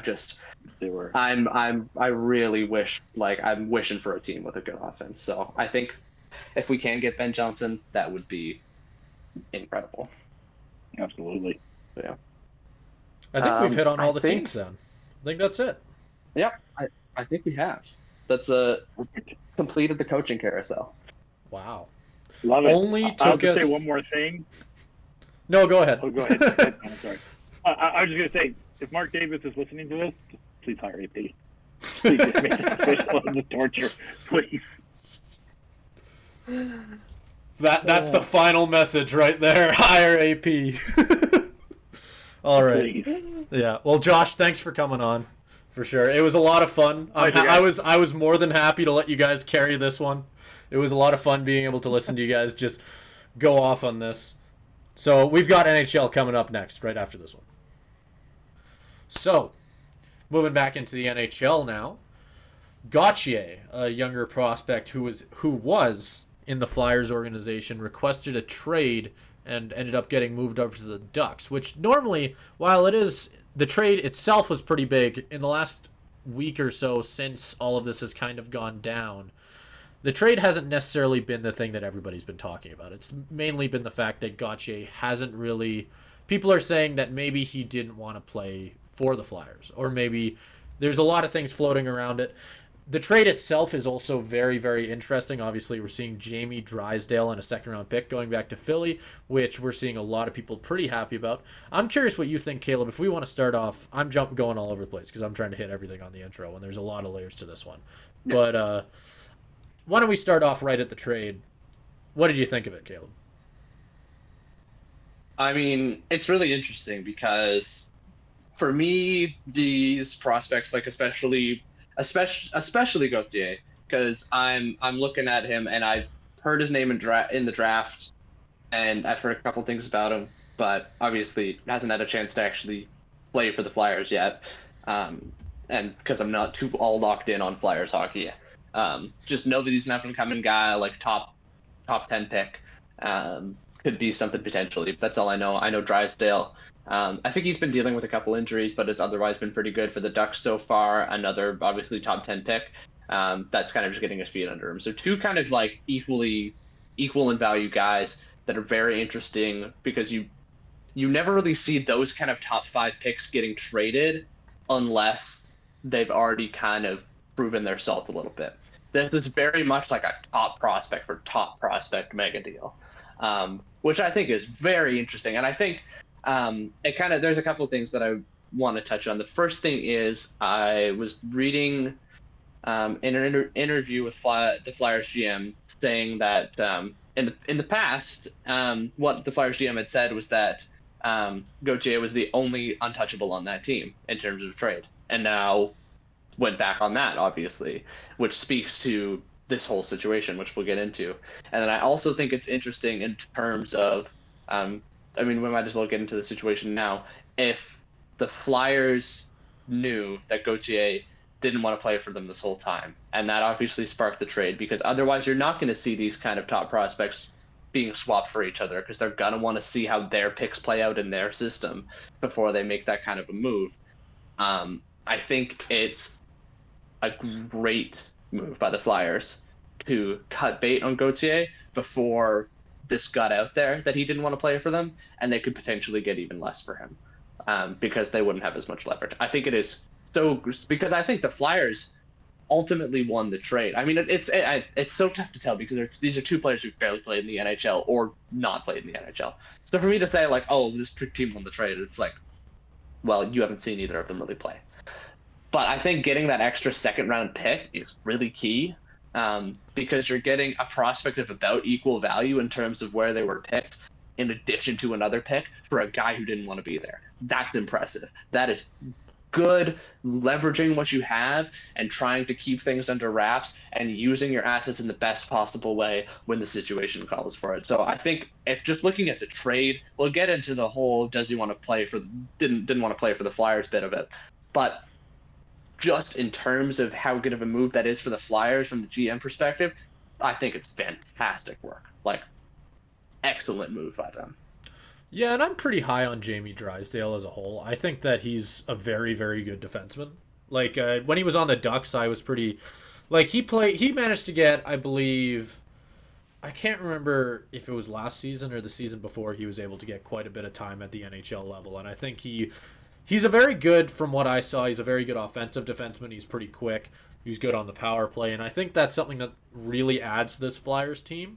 So I'm excited to see that for them. And that second round pick really just puts the cherry right on top if I'm the Flyers, I think. So I don't know if I'm too mad. I think you're getting a prospect who, I mean, it just depends on how high you are. English is hard. How high you are on Gauthier as a whole after all of this and even before, to really decide on who you think won this trade. I think at the end of the day we're gonna have to wait a little bit, see what ends up coming out of that second round pick and all that.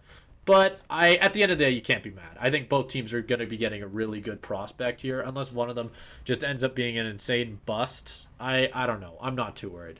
If we want to get into it a little bit, because I think this entire thing has been a pretty interesting situation to say the least, because a lot of different rumors have come out, but even Gauthier has made sure to shoot down especially the big egregious ones, but he hasn't also come out and announced any.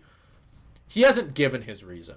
He basically has just said, I'm going to read an exact quote here. It wasn't one specific reason why I asked for the trade. It was multiple reoccurring issues that I'd seen over the past year and a half, 2 years of being under the Flyers organization. It just kind of hit me all at once, thinking I can't move forward with this, and I really need to step up for myself and see what's best for my future, and that's what I did.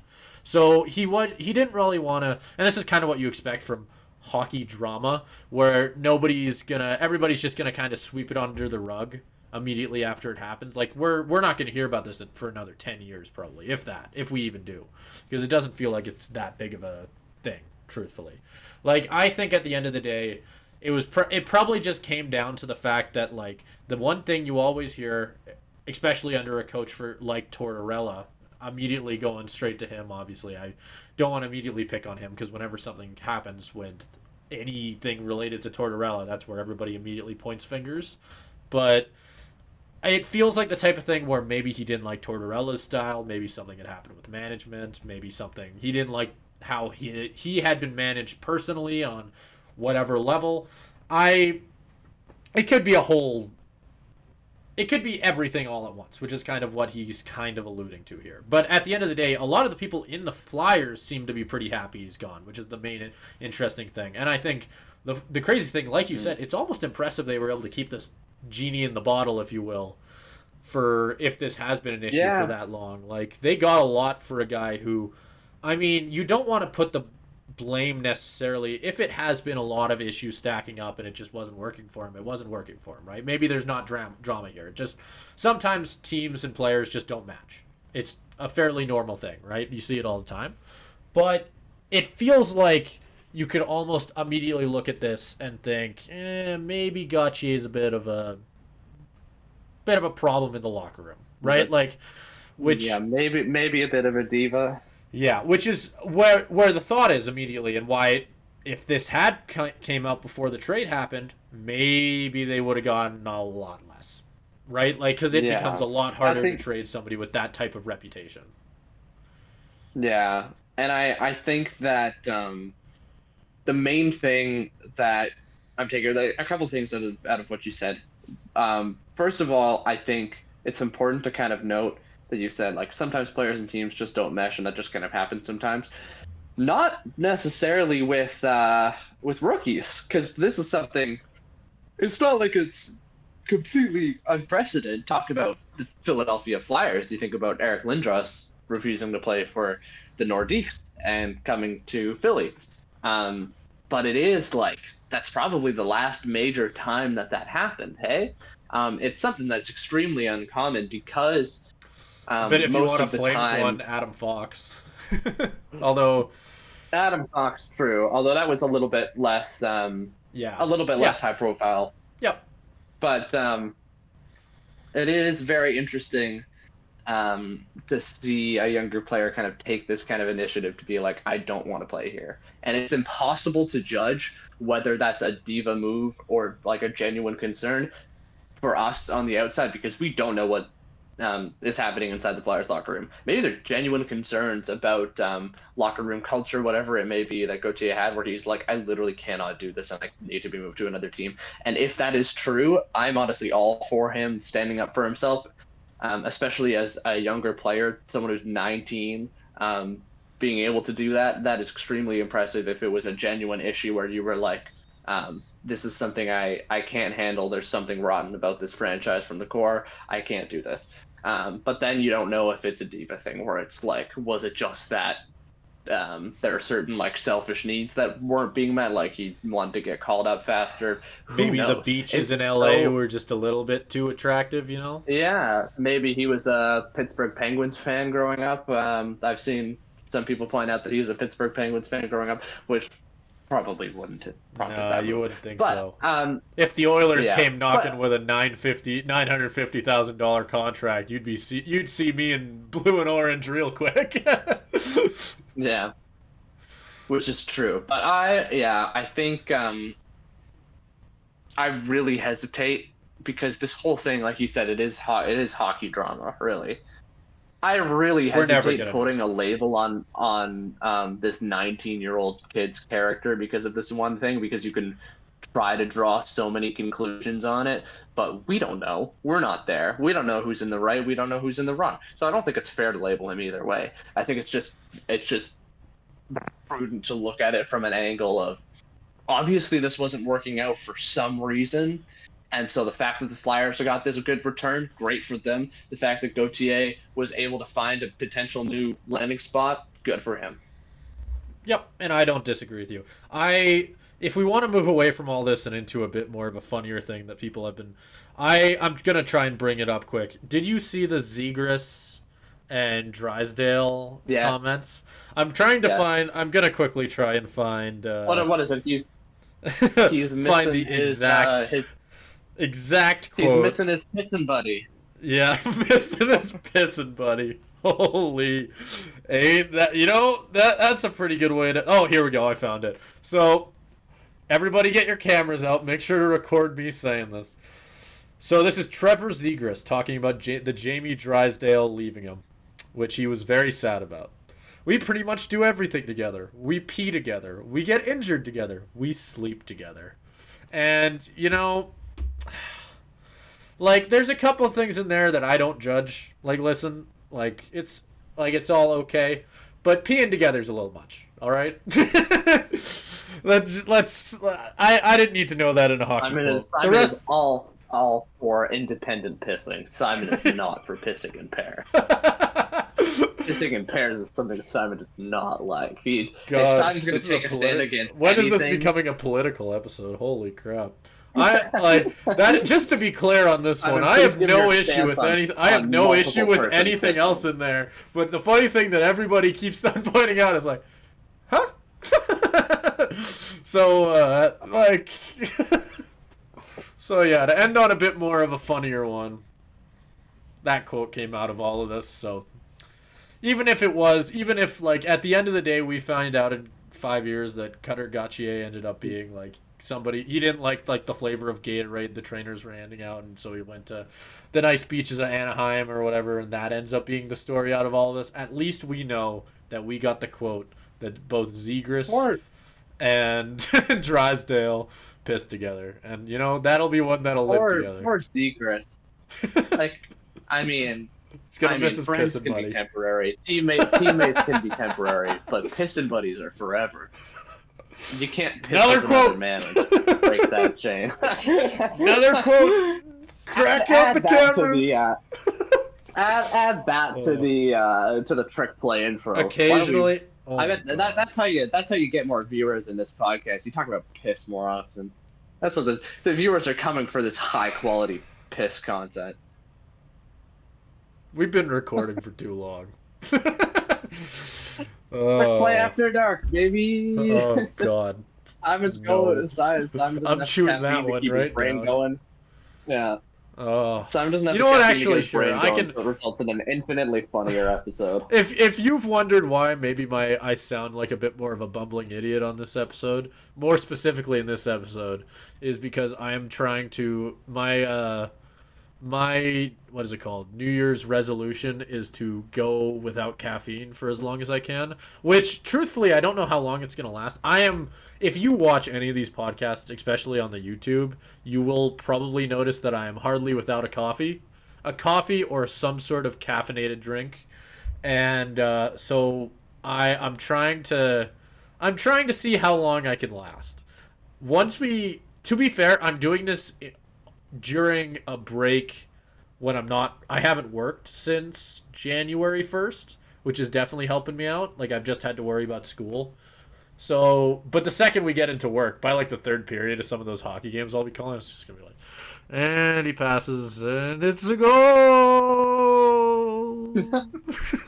It's just while I'm falling I'm asleep. honestly impressed you've made it this long. Like, I'm I know what are we? We're I only will 11 say- days into the I new will year, say, but that's kind of impressive. I will like, throw like, out the fact before I say this that I'm talking out of my ass because I don't drink, so I do not know the difficulties of dry January for anybody who participates in that. But I feel like that's true. the fact that there are a lot of replacements for caffeine, because I'm saying caffeine here, not sugar. You will notice like I am. I will say I am becoming a hot chocolate person. If anything is coming out of this, like hot chocolate is fantastic. hot chocolate is fantastic. This isn't a hot chocolate. This is a tea, but I had this full. This is a big cup, by the way. Look at this inside of my head. Doesn't tea have caffeine, or are you doing Decaf tea. Decaf tea. caffeinated tea? Oh yeah, no, I trust me. Decaf I'm tea? looking. Ooh. I Don't wanna will catch say you though, in I will say the one exception I'm making though is the fact that like I think iced tea has like a very small amount of caffeine. trace amounts of caffeine. Yeah, and like I will say I That's have fair. made an exception for that one. But like past that, That's I have fair. been a good boy and I've stuck to it. I don't know if I'll make it all the way through January, because truthfully, it's not a issue of that I feel like I need it, because I feel like I'm kind of over the hard part. It's more just like if it starts impacting my work with truthfully, if this shows anything. Like it's certain cases where it's just like we're recording at 11:55 because of just how things work out, and I have to call 3 games in a row, and it's just like I have to do something, right? It's one of those things. Yeah. So that's gonna be what breaks it for me, if anything. But yeah, if you've wondered, caffeine especially in our coaches segment, you will notice that I was, like I said at the end, that was my break. I was more than willing to let both you, Caleb, and Josh go back and forth on that one. I was like, I'm good. Yeah. No, like caffeine, I don't know. I can't go without caffeine for that That's long. what I 'Cause I'm thought just too. Like it's a tool. It's a tool that I'm gonna need at some point just to keep myself awake, because sometimes I gotta do that. Like last night, I pounded back a double shot Starbucks thing. Those things really kick you back into high gear. I pounded back a double shot at 9 p.m. because I had a story due the next day, so I had to finish it like before I went to bed, and so it's like, fuck it, I'm doing this. Stayed up until 5 a.m., got 3 hours of sleep, woke up for my 10 a.m. class, got another coffee in the morning. And then no, I'm the same. like, because like just to show you like how. No, and yeah, for sure, and that's like it's just more the fact that like you mentioned like sometimes you need it. Last semester that was every single day just because of how busy I was, and it's just the type of thing where I also am surrounded by people who like my girlfriend. She doesn't drink coffee. She doesn't like drink, and to be honest with you, it's the type thing where like she's hyper enough. She'll live, but like it's the. Like, she lives without it. Like, Amir is another person that you also know, Caleb, that where it's just like he doesn't drink any coffee or anything, or at least not anymore, I don't think. I think we had a conversation about that, and that part was partially why I decided to try it, just to, like, give it a shot. And it's just, like, I kind of get it. Like, I kind of get, like, the lifestyle. I don't think I could do it, like... I think it's I could for you. It's better for you. I think I'll be cutting back on caffeine, like as a whole. I think what I've been slowly trying to think it out in my head. I don't think I'm going to be using it to wake up in the morning anymore. I think that is more going to be my role. I think that's kind of the key. Yeah. Yeah, I will say like that being said, I have been drinking a lot of decaf coffees because I just like the taste of coffee. Like, and that's the harder and that's exactly what I meant when I said I mentioned hot chocolate, but like with the fact that there's just like a ton of really good replacements compared to dry January, where like sure you can have like a non-alcoholic beer, but that's not why you're drinking a beer. You know what I mean? Like I drink coffee. Half the reason is because I actually like the taste of coffee. So it tastes good. Yeah, well. A lot of people don't like the taste of coffee, and I get it because it's one of those like it's an acquired taste. I love it.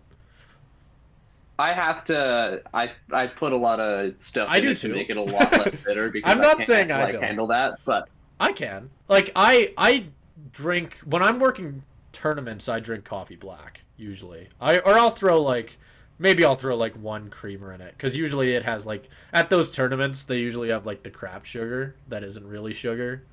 You know what I mean? Yeah. So usually I just take it black. Maybe like I'll throw one cream in there or something. But like, usually I'm a double guy just because I like the taste of it. Like it's just, I don't know. Mm. So like I've just been drinking decaf coffees in the morning, and it truthfully it's a way that I can, for one, still do it and not feel like I'm breaking routine to do it. Like I'm still as crappy as it is, I am spending less money, I guess, kind of, because I'm going to Tim Hortons less, which is a win.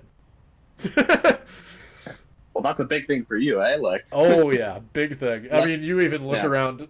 Well, you guys, the camera doesn't have a good. I'm not gonna show off my room. I only clean this part of my room. room tour. I only clean this part of my room, but like even looking like in this direction, I can see 1, 2, 3 Tim's cups. Like, I mean, the one back there is a permanent one, but you know what I mean. Anyway, Yeah. next segment. If Remember we're when doing the another segment was about hockey? Remember when the segment was about? No, hockey? I think we're wrapping it up We're before wrapping Sun it up. Cox. That's a good point. Well, I have to edit this afterwards. You think that's why I'm not too worried. I'm up anyway. Fair enough. Fair enough. Yeah. All right. Next outro. Thank you, everybody, so much for tuning into this week's edition of the Trick Play Podcast. If you haven't already, if we didn't convince you with our terrific bit, the intro, subscribe to our YouTube channel. That would be fantastic. If you guys are new, potentially coming over from, we got a couple videos off last week. Holy. So if you're coming over from those, and you're still sticking around, first of all, thank you. But you can also check us out some other places. We got an Instagram, we got a TikTok, we got a Twitter, and if you also are a fan of audio podcasts, go to your Apple Podcast, go to your Spotify, search up, boom, that name in the center right there, Fresh Take Network. That's where you can find us. So, yeah, with that, I will get into my shout out of the week. And my shout out of the week is, I mean, it's something I've loved for a while now. My friend Leah got me onto this stuff. It is absolutely fantastic. It is this Luigi's Italian ice. Now, I don't know how quite to describe it. It's not quite ice cream. It's not ice cream. It doesn't have the same like kind of like milky, it like dairy part of ice cream. Is it like it literally gelato? does kind of just taste like. No, it's not. It doesn't have any sort of like. There's no dairy in this. I don't even know what's in here. It's probably nothing good. Shit ton of sugar. It's water, sugar, concentrated lemon juice, citric acid, natural flavor, and xanthan gum.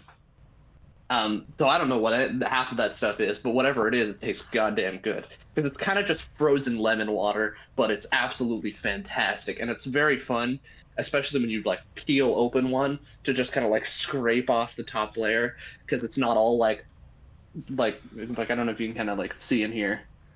The lemon flavor is not a good one to demonstrate this with because it's the same color as the can, but you kind of got to like scrape your way to the bottom. I don't know how I can describe it. It's just such a fun little size, and it's just fantastic all around. Yeah. This is a new addiction I didn't think I'd have, but it's fantastic. Pick it up at your local grocery store. And speaking of ice. Speaking of ice, my Caleb, you are normally the person who's known here for negative shoutouts. Or what have you reverse shoutouts? What were you dubbing them? Anti-shoutouts. Anti-shoutouts. There you go. The Calgary weather. Whoever planned this out, I don't know who to blame. Whoever you want to blame on this one. Holy crap. If you haven't heard, if you're not from the Calgary area, I'll fill you in on this one because I've been living through it for the last day.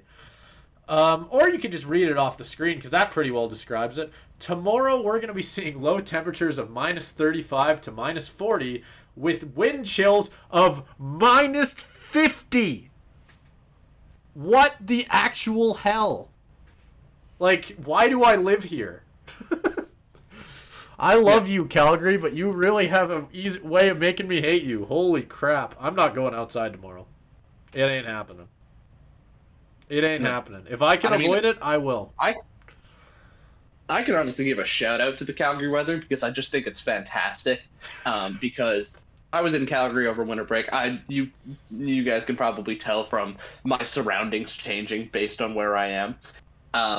But the last day that I was in Calgary was when it started to get a little bit cold. On, like, Italian frozen ice. That's the most Vancouver thing I've ever heard in my life.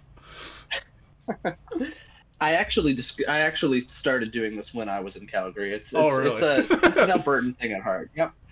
But no, this is fantastic because it was like really warm over like the last couple weeks of December. It was like +5, like maybe getting into like +10. Fantastic weather. Loved it. Like short sleeve weather, that kind of thing. And then as soon as I go away, it starts to get cold. I go back to Vancouver, which is so warm, like +5 to -5 at the very lowest. Well, you suckers are suffering in -40. It's absolutely fantastic. It feels like I'm on vacation, even though I'm really not, because I can look at all the people suffering over there and be like, I don't have to deal with that. And then when I do eventually come back to Calgary in a couple weeks' time, the temperature's going to be fantastic again, looking at the forecast. So I kind of like the weather. It's kind of all turning up good for me. Credit to CTV News Calgary for this one. To show how bad it's getting over here in Calgary. Oh, God. Like, it is not fun. This pretty well describes what it's like to be outside. Caleb, I don't know, in my entire life living here, this is probably the coldest temperature I think I've had to be outside for a long amount of time. And today it was only -40 with wind chill. Tomorrow it's going to be like -40 without wind chill. Yeah. Oh, God. Yeah, just reverse shout out to that one. Thanks again, everybody, for watching. The last week was incredible. Like, Caleb, we were talking about a bit after that. Like, I don't think either of us have necessarily checked the YouTube Studios app or whatever it's called more in our entire lives, because it was a very cool being able to answer some comments that were down there as well. I love to go down there and debate all you guys. I know, Caleb, you're waiting for somebody to debate you on your Seahawks. Like, it's just, it's one of those things where it's just very cool to see. I feel like I think I haven't used the Trick Play account in a long enough time I probably got auto logged out of it on YouTube. I just need the password for that, and then I can start debating people and just saying like these insane things and just putting Simon at the end of it. That's what I'm looking forward to. Yeah. Eventually, I'll be reading comments like, Simon's such an asshole. Holy crap! Why would Simon say that? Just waiting for it. Someone talks shit about the Seahawks, and I insult their mother and claim it was you. Yeah, Simon probably. I'm gonna. Yeah, you know what? This will just become a war from both sides. After you say that, you think I'm gonna give you the password? I could have probably sent it to me before. I could figure out what that is. I'm logged into it on the YouTube Studio app. I can figure it out from there. So just whatever you do, don't shout it out loud. Thanks for watching, ladies and gentlemen. Make sure to check out next week. Check out all the segment videos. Check out potentially all the shorts. I don't know if I'll have time this weekend. I didn't have time last week. Sorry about that for all the people who just tune in for the shorts. You kind of get the short end of the stick generally, because that's usually the last thing I'll go to edit if I still have time. But anyway, thank you anyway for the support. You get the short end of the stick. You get the shorts end of the stick. Make sure to check out the Instagram and the Twitter. That's how you end a podcast. That's how you end a podcast. That's when you drop the mic and you leave the room. Make sure to check out the Instagram and Twitter, because that's where you find out all the new stuff and all that ahead of time, because, yeah, Caleb screwed off. It's probably better. For the better. See you next week.